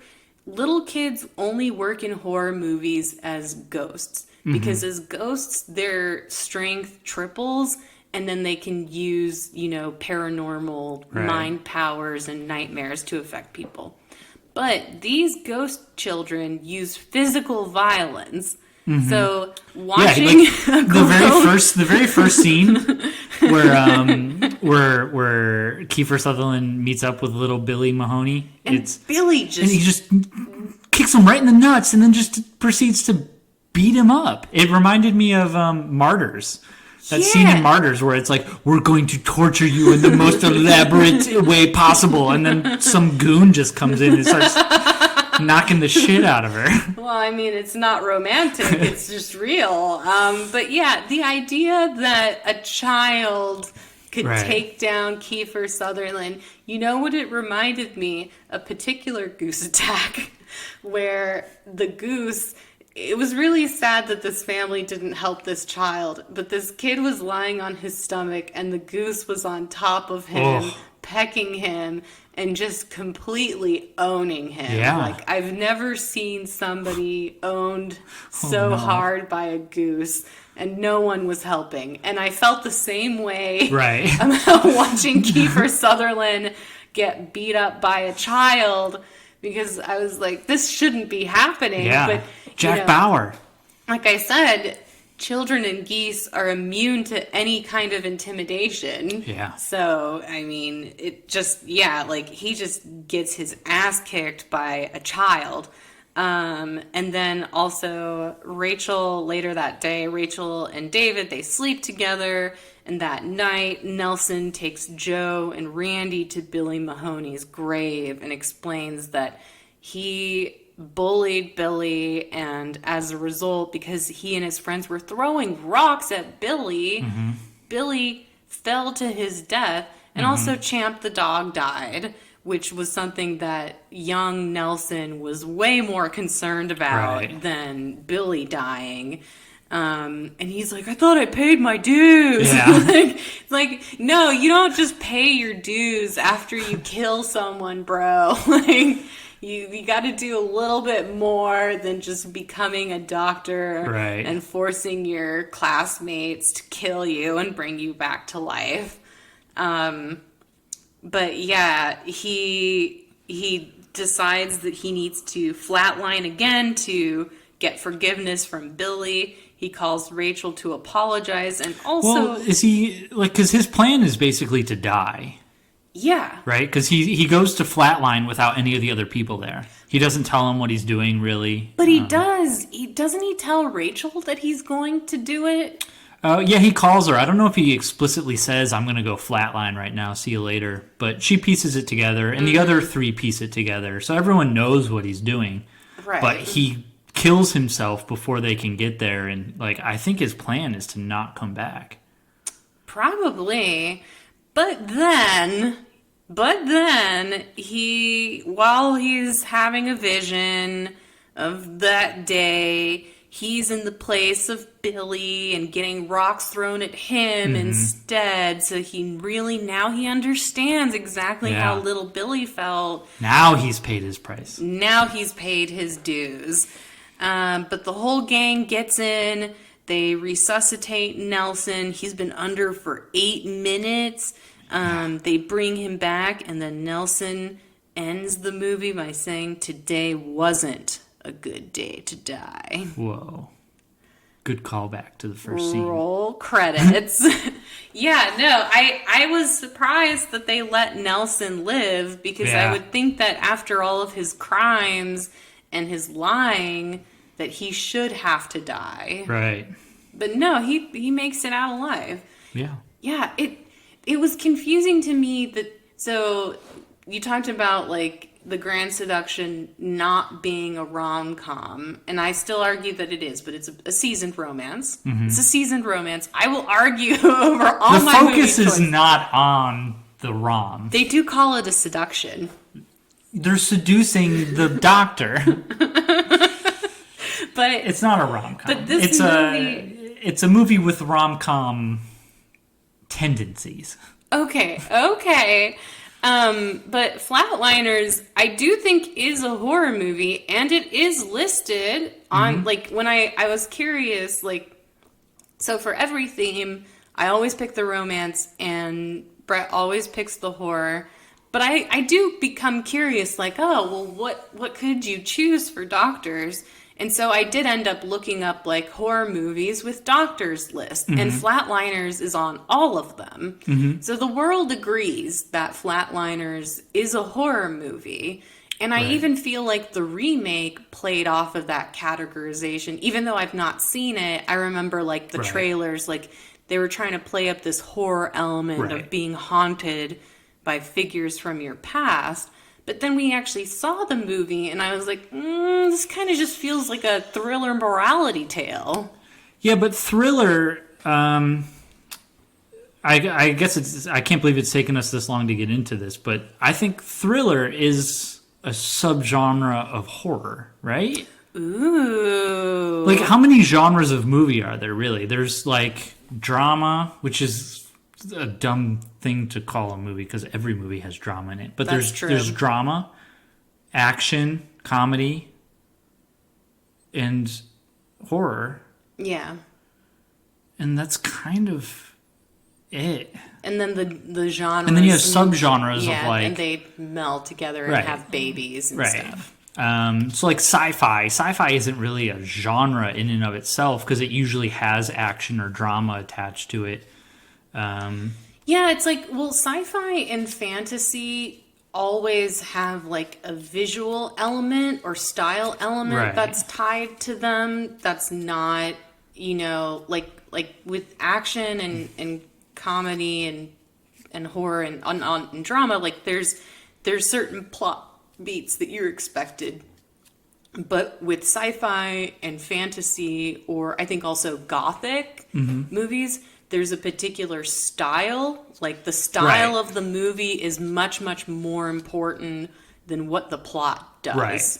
in a way. Yeah. So I think that's like the main difference with like sci-fi as a genre, where like there's a style element that's very key to getting the drama right. Like you can't, to use a different example, like you can't call yourself like a work of gothic whatever if it doesn't in some way incorporate, big Right. spooky mansion, there's a storm on the horizon, like and these have nothing to do with plot at all. Yeah. But the other genres do. Right. I guess thriller is like a horror with an HEA. It needs the like a lot of I haven't seen a thriller yet that doesn't have some kind of happily ever after or some kind of positive bookend where like we gave you the thrills and now you're out the other side. Right. It wasn't a good day to die after all. Yeah, but I mean, like thrill, the emotion you get from being thrilled is like a sense of fear, and fear is horror. So I think like, yeah, when some people are like, that's not a horror, it's a thriller. Like, it's I would agree with it's a you. subgenre. It's a subgenre. I agree with you. But yeah, I mean, I was very curious to know because the very first time I saw this movie, I didn't think it was scary. So then going back to rewatch it, I was, it'd been so long, and we chose doctors. I was like, okay, I like Kevin Bacon, I like Kiefer Sutherland. I just watched Lost Boys not too long ago, Oh, fun. and so I was like, all right, maybe I'll give Joel Schumacher another chance. Watch this movie. Maybe something about it will pique my scary, like my fear Giant center. statues. But man, this movie is not like it's not even a little bit scary. Oh, no, not at all. I feel like the only moment I felt scared was when I thought maybe they would try to kill Julia Roberts, like Jennifer Jason Leigh. Oh, yeah. And I was like, are you kidding me? Like, if they kill Right. another woman for the character development of these assholes, like... Yeah, that would have been rough. I would have been really, really upset if Julia Roberts was killed Mm-hmm. for the plot. And I'm actually really glad that he didn't do that because they were such dicks. Like, Yeah. But yeah, no, not a single moment of this movie was scary. In fact, it was very confusing. Again, that a child could so thoroughly own these adults. Like, Keith. But it kind of is a ghost child in a way. Yeah, because it it's is. like a ghost from their past. It is, but like he's got like It Follows. Mm-hmm. I think it's like the physical plaguing of the child is what feels unrealistic or Yeah. feels like it doesn't work because like most of the time ghost children, like in The Grudge and stuff like that, they make scary noises. Right. They appear. They've got like dark circles under their eyes. Oh yeah, like They're very pale. They look pale and dead. They're usually mad because somebody forgot them in a water well or an attic or somewhere Yeah. important.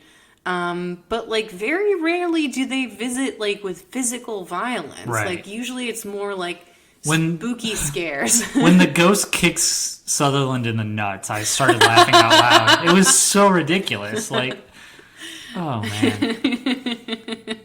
I don't know. I think the biggest crime that this movie commits to me is like I don't want to judge the movie on what it isn't, but I couldn't help but think throughout the movie like, okay, the whole point of flatlining is to go to the beyond. Right. And then you are going to be resuscitated and brought back to the realm of the living.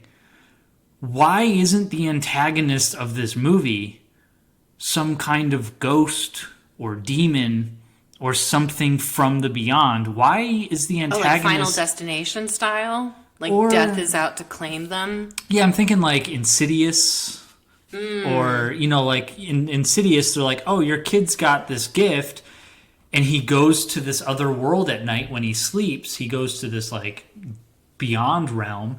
And when he's in the beyond realm, he attracts the spirit of demons who want to go to his body, which is now an empty vessel. Like, that sounds great. That's really badass. But no, this movie isn't about like, oh, you meddled with something you shouldn't have. Now that something is going to come get you. This movie is, oh, you died, and now your own personal demons are going to resurface for no reason. Until you say sorry. Until you say, sorry, I killed you by throwing rocks at you. I don't think it's that easy to get forgiveness. But, I mean, Kevin Bacon just goes and apologizes. Well, yeah, he has the benefit of her being alive to... Done. But even Julia Roberts apologizes to her, like, she hugs her dad, and then that's the end. That was a twist, because it wasn't that she needed forgiveness from him. Right. He needed forgiveness from her. But it's a figment of her imagination.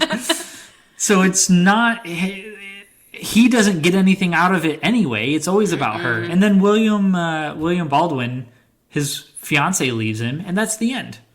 So he gets his comeuppance like he should, but then there's no resolution there. There's no... Right. No, we don't really see that William Baldwin learned anything. Right. So I didn't like the fact... He just suffered consequences because he's such a slut. Like, right. Like, I just don't understand. He was even trying to explain his motivations. Like, he's like, you don't understand. Like, I need to do this. Like... yeah, I need these tapes later. Oh my god. But yeah, I just didn't like how all of the conflict came from within the characters, which is kind of like, I mean, I guess screenwriting 101 type stuff is like, if you can have your conflict be within the character, you should find a way to do that. Like, your character needs internal conflict somewhere. Right. But I don't know. It just seemed like, why did they have to kill themselves in order for them to then be like, oh, stuff from our past has really bad. I mean, they kind of name dropped sins a little bit. Like, I agree. But there's no real religious overtone in the movie to make sinning a big bad ugly thing. It's just kind of like all these characters had all of these issues with their past, and dying had nothing to do with the fact that those things were... Oh, they would have still needed to resolve those issues, even if they'd never flatlined. So I didn't understand how this movie wanted to go with this sort of otherworldly ghost vibe, but then totally punk out on that and just go like, nope, it's all in their heads.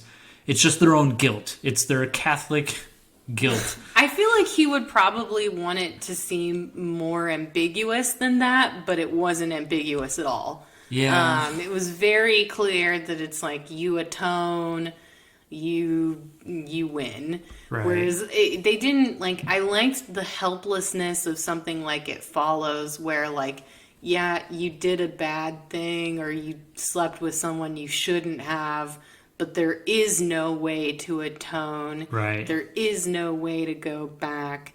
Either you do something shitty to someone else, or you die.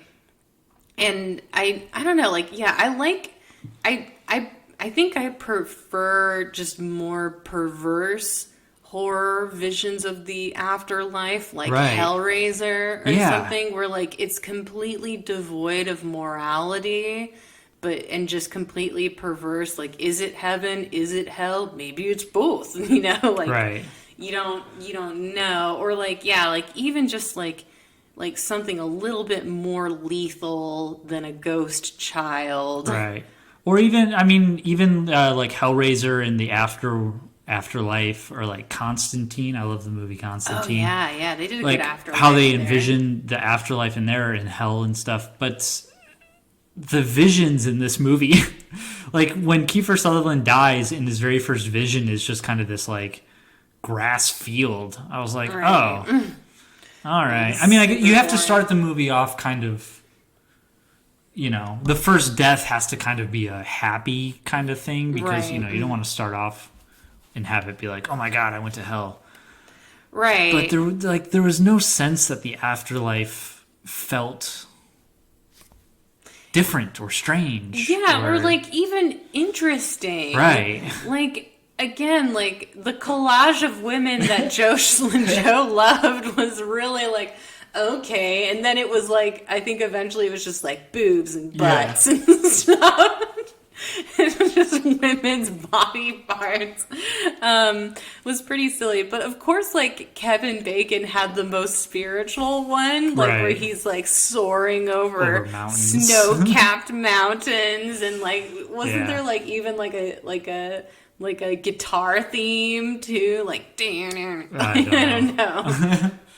I don't know. It's like this movie just felt like a huge missed opportunity in terms of what the villain or antagonist or what they were sort of fighting against was. I could have used some more villains coming from the school or the administration, because it's like these 5 students or whatever, like they are definitely slacking off to go do some random ass shit at night, stealing medical supplies to huff nitrous and then make themselves flatline. Like, I would have liked to see some consequences from the school, but I guess by the beginning of the movie, they'd already kicked Kevin Bacon out.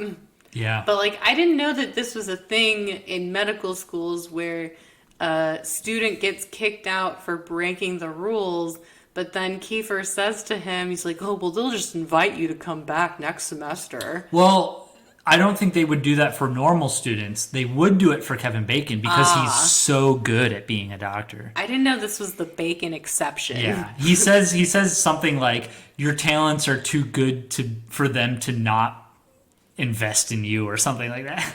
I didn't know that was like something where like some people are just that exceptional at doctoring. Yeah. Oh yeah, Kevin Bacon's got a natural talent for it, for sure. Yeah. He saved that woman's life. He did. I really appreciated. What did you think of his feathery hair in this movie? Oh, it was great. It was Dude, when so Kevin layered. Bacon, when they first kill Kiefer Sutherland and they put him under, and it's just Julia Roberts, William Baldwin, and Oliver Platt, and then like Kevin Bacon comes storming in and he takes off his jacket and his hair's flowing because he's walking so fast, and then he's like, how long has he been under? And they're like, oh, it's only been a couple seconds. And he's like, all right, I'll take over from here. I'm like, fuck. That's when I texted Sonia. I'm like, dude, Kevin Bacon is so cool. He is so cool. Like, I definitely feel like they cast the right actor at the precise right time to be the guy who's like the super doctor. Yeah. Because Kevin Bacon's the guy that they're like, he can bring anyone back. Yeah. And then when it's Kiefer's job to bring Kevin back, he acts like a shit. Yeah. And he's like, I don't know what I'm doing. Like, he's like that teenage boy who you like send to do like one chore, and then he's like, oh, I guess this is how you do laundry, right? I don't know what I'm doing. Like, he was such a shit, right? Yeah. So this movie, like I said, it's not great, but it's not bad. There's a lot of cool stuff going on with the colors in this movie. A lot of cool color work going on, lots of blues and reds, and like the reds sort of creeping up into frame. And, or like Kiefer Sutherland's apartment. Yeah. That was a cool set. Or like with Julia Roberts and her memory, anytime they'd like use the red light to indicate that how like creep in from the background. And, that was so cool. Like visually the film looked really cool, and it's like it kind of like reminded me a little bit of Baz Luhrmann, and like he's got a really great aesthetic eye. Loves those big statues. Oh yeah.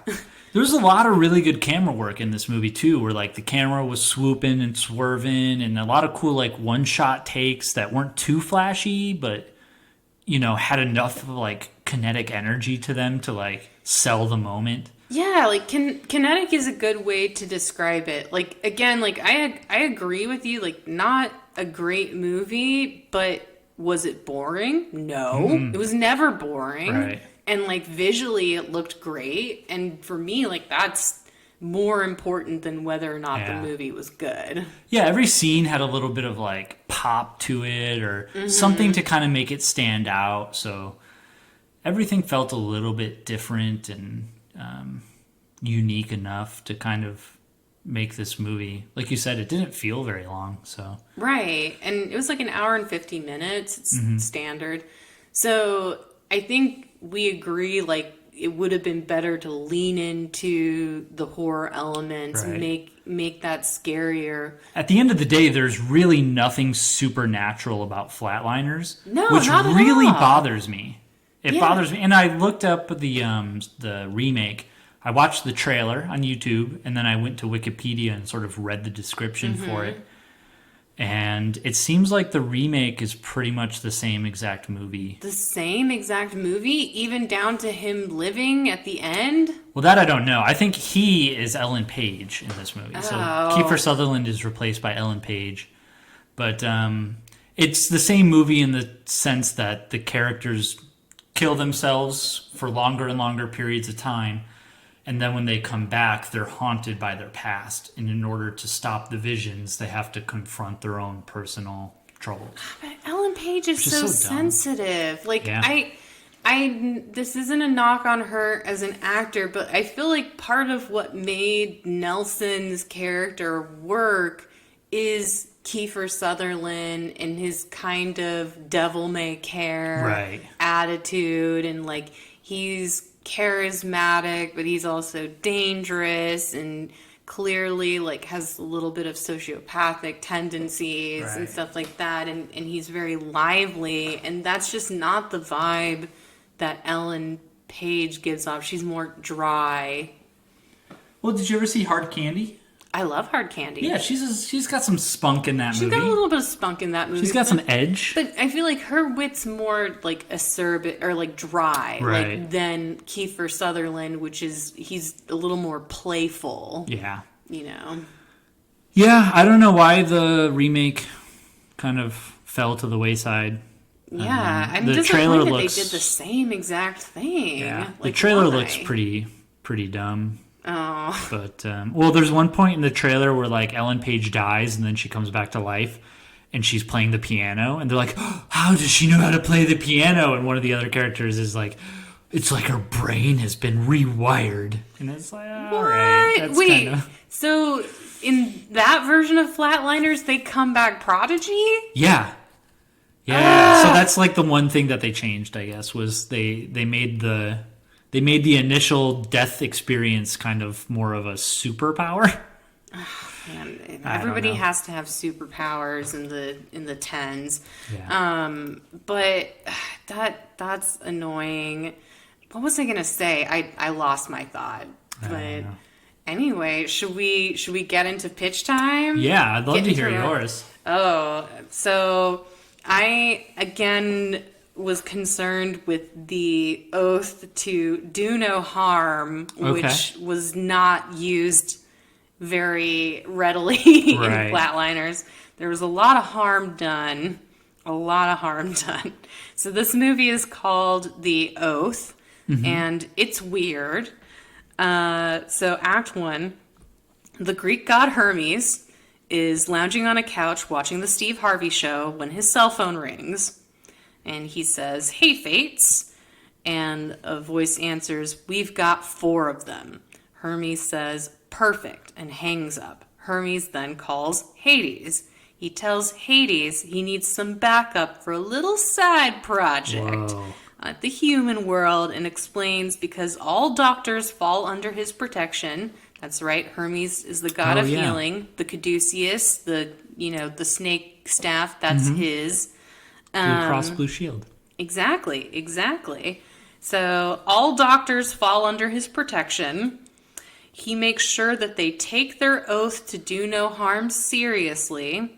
4 humans are in danger of breaking the oath, and they need to learn their lesson, or their medical work will never heal by Hermes' law. So Hades is like, "That sounds fun. I can send a shade for each of them."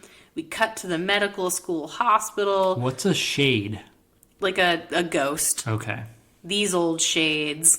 But yeah, ghosts basically, Gotcha. or figures. So we get to the medical school. Nelson is wandering around when he suddenly sees Billy Mahoney, the kid he picked on as a child. What-oh. And then another student, Rachel, she sees her dead dad. And then David Labraccio sees the little black girl he picked on as a child. And then Joe, he sees every woman he's ever slept with. All 20,000 of them. All 20,000 women, a whole crowd. So the foursome do not get along with their guardian angels well. Like, we've got some real growing pains. They're trying to ignore them. They're running into issues, mostly stemming from people thinking they're acting and talking crazy to themselves. And Hermes is really frustrated because the experiment is not working. So he decides he's going to intervene by disguising himself as another medical student, Randy Steckel. Okay. So instead of Oliver Platt just watching as his friends try to kill themselves and saying, I don't think this is a good idea, guys. Right. That was his holy, poor Oliver Platt is such a good actor. He was really good in this movie. He was so much better than the movie even deserved. Like, right. Again, character actor Oliver Platt is really just like hitting it out. But like, he didn't have anything to do. So in this movie, he has a purpose, which is he's a god in disguise who's manipulating people. So Hermes, as Randy, gathers the group together, and they begin talking about their shared experiences as part of a fake study, kind of like The Good Place, you know. Mm-hmm. And so we're getting towards like Act 3. The team seems like they're starting to do better, and they're close to changing themselves. They realize they need to ask for forgiveness from the people they hurt and continue to do no harm as doctors. There's just one problem. Oh, boy. David and Rachel are in love, and this makes Nelson super depressed. So one day, he doesn't show up to the meeting, and the group and their ghosts run to find him. And maybe the ghosts are like, they've got like a network, and they're helping each other. And they find him on a bridge. He's threatening to throw himself over the bridge. But then Rachel says, the oath means to do no harm to yourself, too. Oh, got him. And then Nelson steps back from that ledge, my friend. And the ghosts remind him that the afterlife is no place that he wants to be, and decides that their mission is complete. And so the group watches as a chasm with a descending set of stairs opens in the middle of the concrete, and Hermes and the ghosts walk in, because Hermes also helps guide people to the afterlife. Okay, gotcha. He's got double duties. Yeah, he's got a lot of duties. He does. Like, he's a multi-hyphenate, you know. Yeah. But yeah, and that is the end. So it's a bit of a fantasy. Sure. But yeah, that's how I flipped it. Gotcha. Yeah, I like it. I feel like we need more modern Greek mythology. Yeah, I like bringing the gods into and not having it be like Clash of the Titans. Right. No, yeah. I mean, I like Clash of the Titans too. But yeah, I feel like see a lighter side of them. But yeah, and I mean, like, I feel like there's room for all religions. Like, you know, you could say that Hermes and Hades are working on behalf of, you know, a multi-religion organization. But I wanted to take the whole "is there an afterlife" thing off the table for my version. Yeah, like let's not even bother with those questions. The whole point is that as doctors living in the here and now, they need to do no harm. Gotcha. Instead of what they did, which is a lot of harming. Yeah, you really focused on that one aspect of... Well, I wanted them to learn a lesson that they didn't actually... Like, I guess in Flatliners, the lesson was, like, get forgiveness or whatever. Right. But, like, I wanted them to learn more of a lesson in this one. Yeah. Learning a lesson is always good. I feel like that's actually... Well, learning a lesson is common in all movies, but I think learning lessons are particularly important in horror movies and rom-coms Because in rom-coms, you need to learn a lesson to change as a person and grow and earn a relationship. In horror movies, you need to change simply to survive and not die. Right. But learning lessons, I think, are really key to both. Yes, I agree. I couldn't think of a title for mine yet again. I had two titles. The first title I thought of, which was before I thought of my actual movie, was Till Death Do Us Part. Oh. But then that doesn't really fit the movie that I ended up making. So the movie, I think just Soulmates. Okay. Is there a movie called Soulmates already? I mean, I'm sure Probably. there's like 5 along with The Factory, but right. Yeah. But for Soulmates, I have Nelson, who's a lovable loser. You know, he's very nerdy. I was thinking maybe he works at the IT department at the hospital or something. So like he's still hospital adjacent, but he's not a doctor. And the movie opens, I'm thinking the movie opens with him at a funeral. In the way that it's shot and framed and everything, you think that it's Nelson's girlfriend or wife or whoever who died. But that's not the case. Oh. So Nelson, however, maybe like on his way back or something, he dies in a freak accident. I'm thinking like maybe there's a car accident or something and he goes to check to make sure that people are okay, but he's standing in a puddle of water and then another car almost hits the first car and like hits a power line and then the power, you know, like very Final Destination-y, you know, very Rube Goldberg type machine where like, you know, the car hits something, that something hits something, and then a power line hits the puddle, and then Nelson dies. So Nelson is dead, and while he's dead, Nelson meets Labraccio, his guardian angel. Kevin Bacon's his guardian angel? Oh, yeah. But the problem is Labraccio's also kind of a loser himself, and he doesn't really know much about guiding Nelson to the afterlife. So they have to kind of like putz around and figure out how to do it together. And so what they decide is that because he wasn't brought straight to heaven, but he's in this kind of limbo afterlife, they decide that he must have unfinished business. And so that's why he can't proceed. Of course. So Nelson, you know, they start talking and whatnot. And Nelson reveals that his biggest regret is he never got to tell a woman that he loves her. So Labraccio takes Nelson back to his childhood so that he can tell his very first crush that he loves her. But, so, you know, like, there's this kind of, like, you know, reliving your life type like, your life flashes before your eyes. So he goes back to, like, being a kindergartner, and maybe there's, like, a kindergartner girl who he has a crush on. And, you know, we've got to, like, he's got to go through the woes of being a kindergartner again. Like, everything, like, he's too short for everything. An adult, right. Nelson. Right. It's like everything is too short, and maybe like someone picks him up, and you know, or whatever. It's nap time, so maybe he's got to take a little nap. But right before Nelson can you know approach his crush, he is revived and brought back to life by Dr. Rachel. So, however, and Dr. Rachel just kind of like sends him on his way. He's like, wow, you got really lucky there. Good thing I was here and stuff. But she sends him on his way. However, Nelson can't stop thinking about being dead and getting to say I love you to his crush. So, no. Nelson kind of he doesn't commit suicide, but he keeps kind of like finding ways to die. Wait, he thinks he needs to die?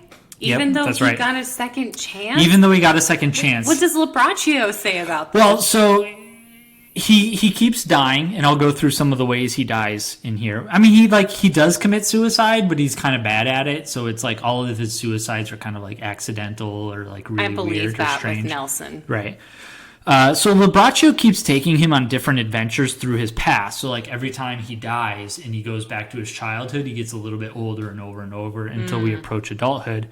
But every time Nelson gets close to approaching his crush and working through the trials of his past, he's brought back to life by Dr. Rachel.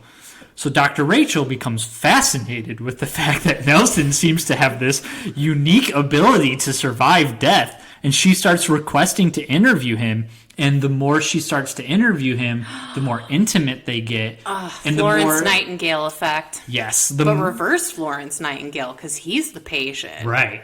So the more, like, at first their interviews are very kind of like colloquial and, you know, innocent, but then like maybe she asked him out to dinner to interview him and stuff like that. Over pasta. So I thought of 5 different ways that he could die. And the first one is getting hit by a bus. The second one is maybe he's stung by a bee, so maybe he knows he's allergic to bees. And he gets stung by one bee, and he's like, oh no, I got stung by a bee. And someone's like, oh, it doesn't look that bad. And he's like, no, you don't understand, I'm allergic. And then he just drops over dead or something. One is like he's at a restaurant and he chokes on food. Oh, nice. So I'm thinking maybe At the like date with Rachel? No, not with Rachel. But he's at a restaurant and he starts eating food and he starts choking. So all the patrons start trying to help him by giving him the Heimlich maneuver, but he wants to die, so he keeps trying to like fight them off while he's dying. That does sound really funny. One of them is maybe he's stabbed by a thief trying to help someone, like in a dark alley. A thief is trying to rob someone, and he's like, hey, what's going on in here? And the thief is like, stab. And the person's like, oh no, let me call an ambulance for you. He's like, no, I'll sit this one out. And he just dies. And then another one is maybe he's drowns trying to be eaten by a shark. So I figure he goes into an aquarium, he jumps in the shark tank, but none of the sharks, because sharks aren't just like mindless killing machines that eat every human they see. It's true. That's false news. Right. So the sharks are just kind of swimming around like, whoa, there's a guy in here. Oh, well, we're sharks. We'll just keep swimming in circles. And then, like, while he's trying to get eaten by the shark, he accidentally drowns. So it's like, of course he does. So then on the very last visit, Labraccio starts to think something is wrong and that they need to focus on something else. Like, Labraccio over time is starting to get better at his job, but Nelson is just focused more on his crush. So Nelson and him fight, and Nelson runs away to go find his crush. And Nelson does finally find her, and he professes his love for her. And then, like, this big bright light shows up, and you think, like, whoa, this is the end of the movie. But just then someone else shows up, and that person does the same thing. He says, hey, I love you. And she goes, oh, I love you too. And it turns out that those two people are soulmates. So Nelson feels rejected, and he just feels ready to die. Dr. Rachel's with someone else? I know. No, the crush. Oh, the crush. The crush is with someone else. So just as Nelson is ready to die, a tunnel opens up, and Nelson starts going to the light. However, all of a sudden, Nelson hears Rachel begging him to come back. And at first he doesn't want to, but he hears Rachel telling him all the wonderful reasons to live, and that she would like to do those things with him. Yes. So Nelson tries going back to her, but at this point the tunnel light is sort of taking over and it's sucking him in. So Nelson's got to really fight for his life, and then he finally makes it out of the tunnel light back to Rachel's voice, and he wakes up and Dr. Rachel is reviving him, and they both confess their love for each other.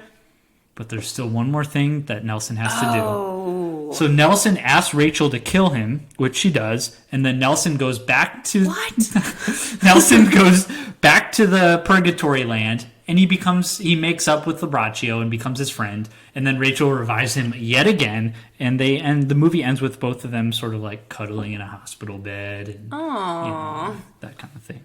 So yeah, my movie is just a guy dying over and over and over. I like it.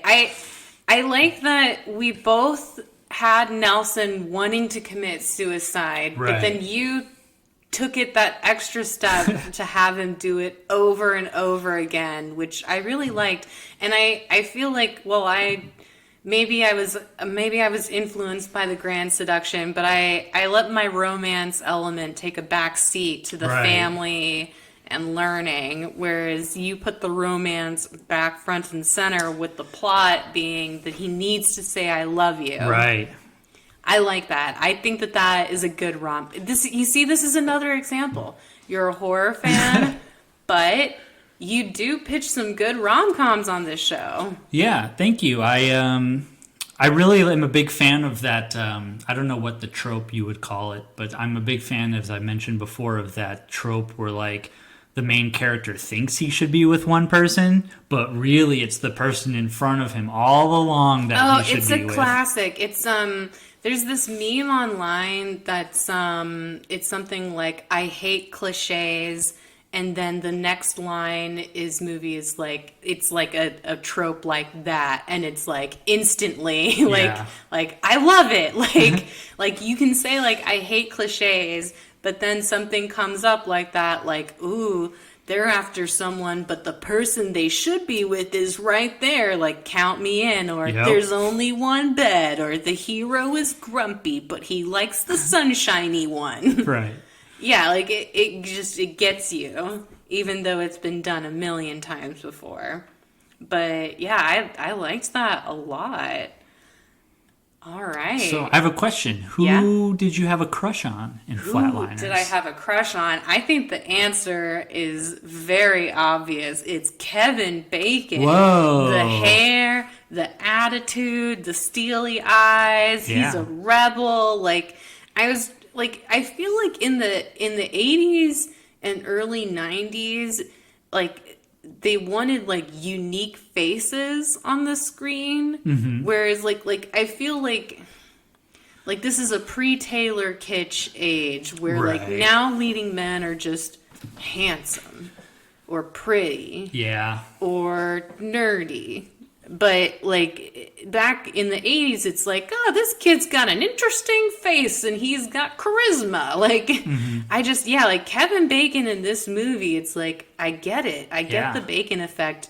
Also, I don't know if you did this, but I ended up looking up how many degrees to Kevin Bacon Taylor Kitsch Oh, I is. didn't. And then also Brendan Gleeson. Both of them have a Bacon power of 2. Okay.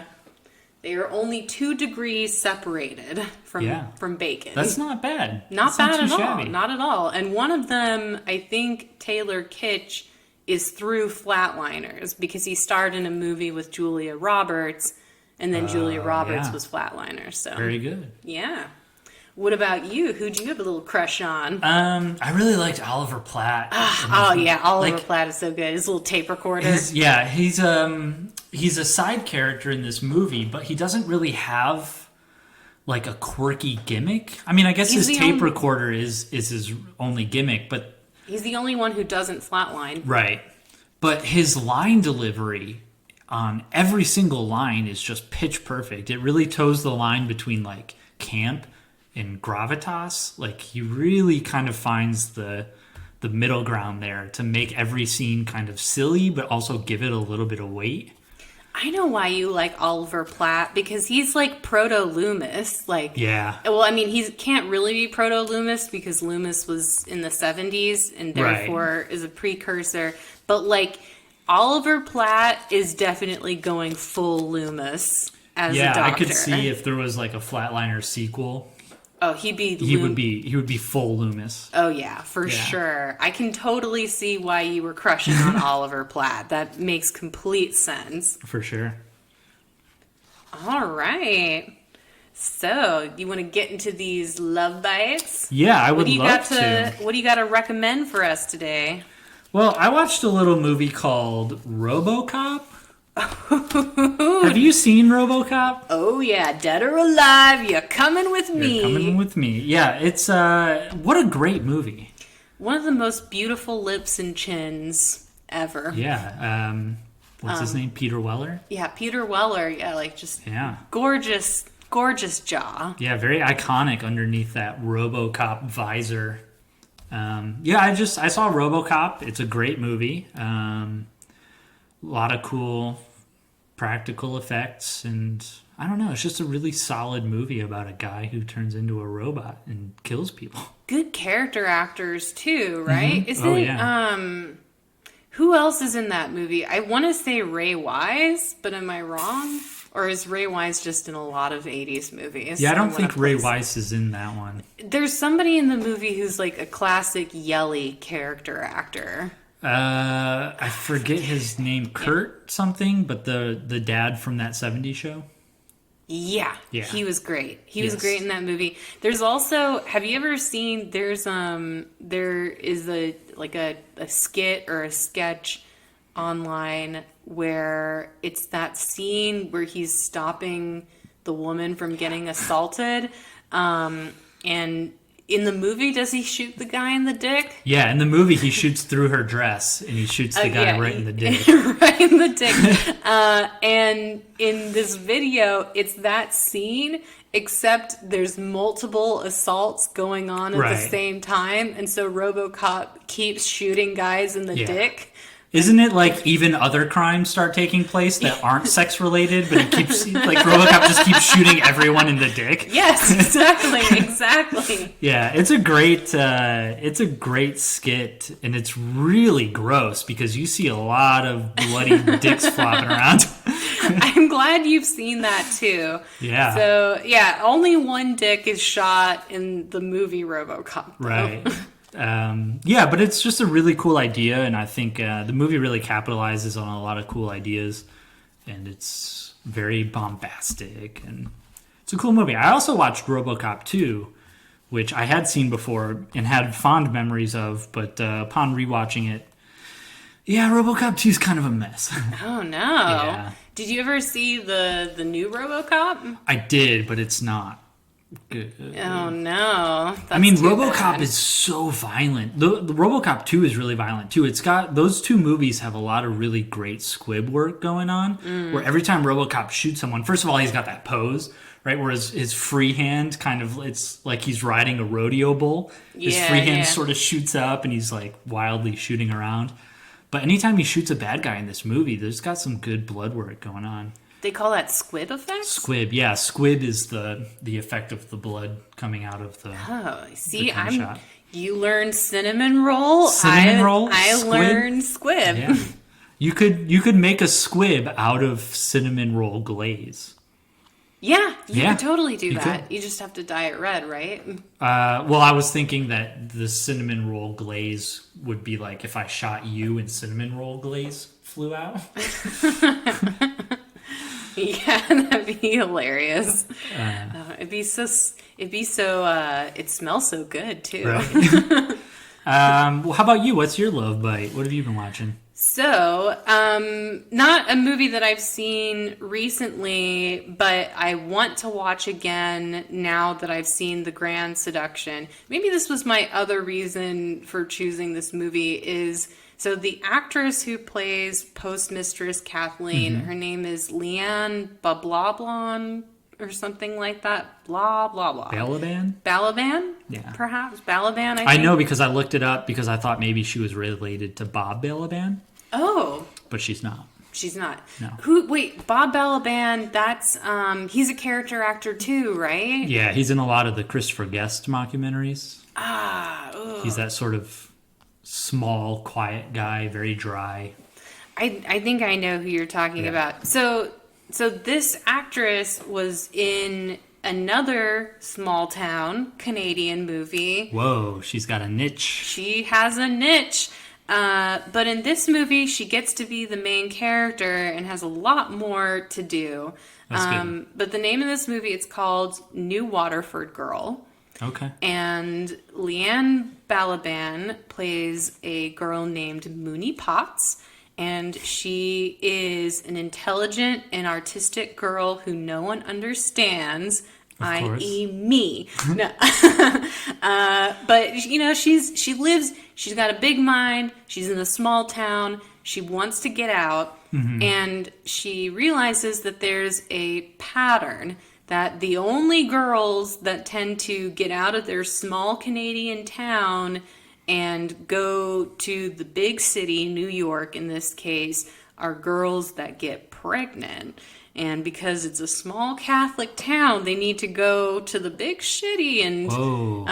have their babies and Yeah. come back. And so Mooney decides to hatch a scheme where it's kind of like small town Canada Easy A, where she decides to make the town think that she's a sleut and then use this as a ploy to get sent to New York where she can go to art school. Right. And then Gotcha. at the same time that this happens, a girl from New York moves to the town, and then she and Mooney become friends. And this girl, who's like the daughter of a boxer, has this really great like punch, and they have this whole thing going that her punch reveals the truth.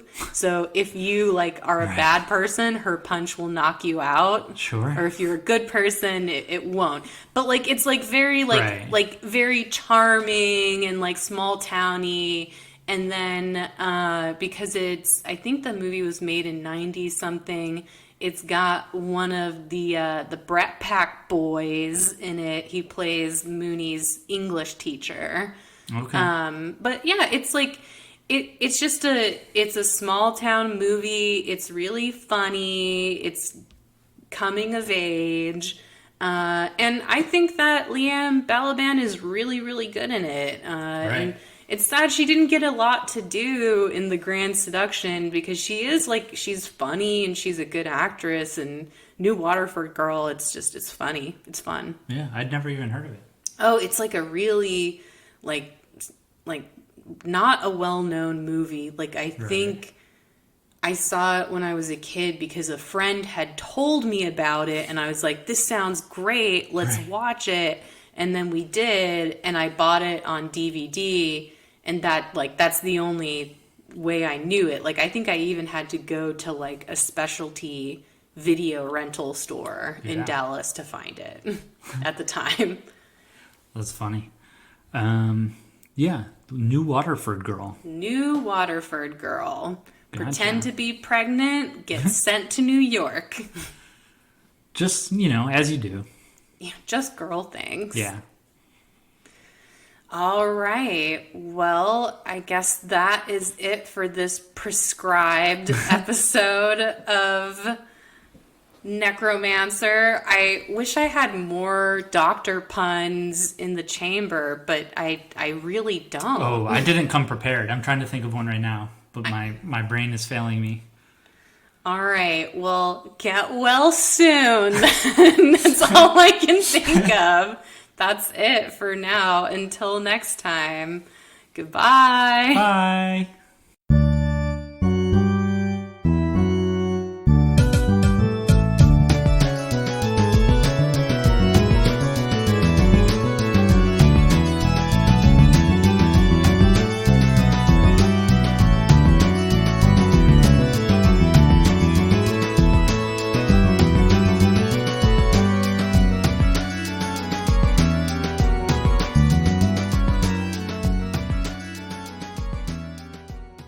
Necromancer is produced by Brett Dorman and Shira Moore. The theme song is Symphonia 3 by Kevin MacLeod on the album Oddities.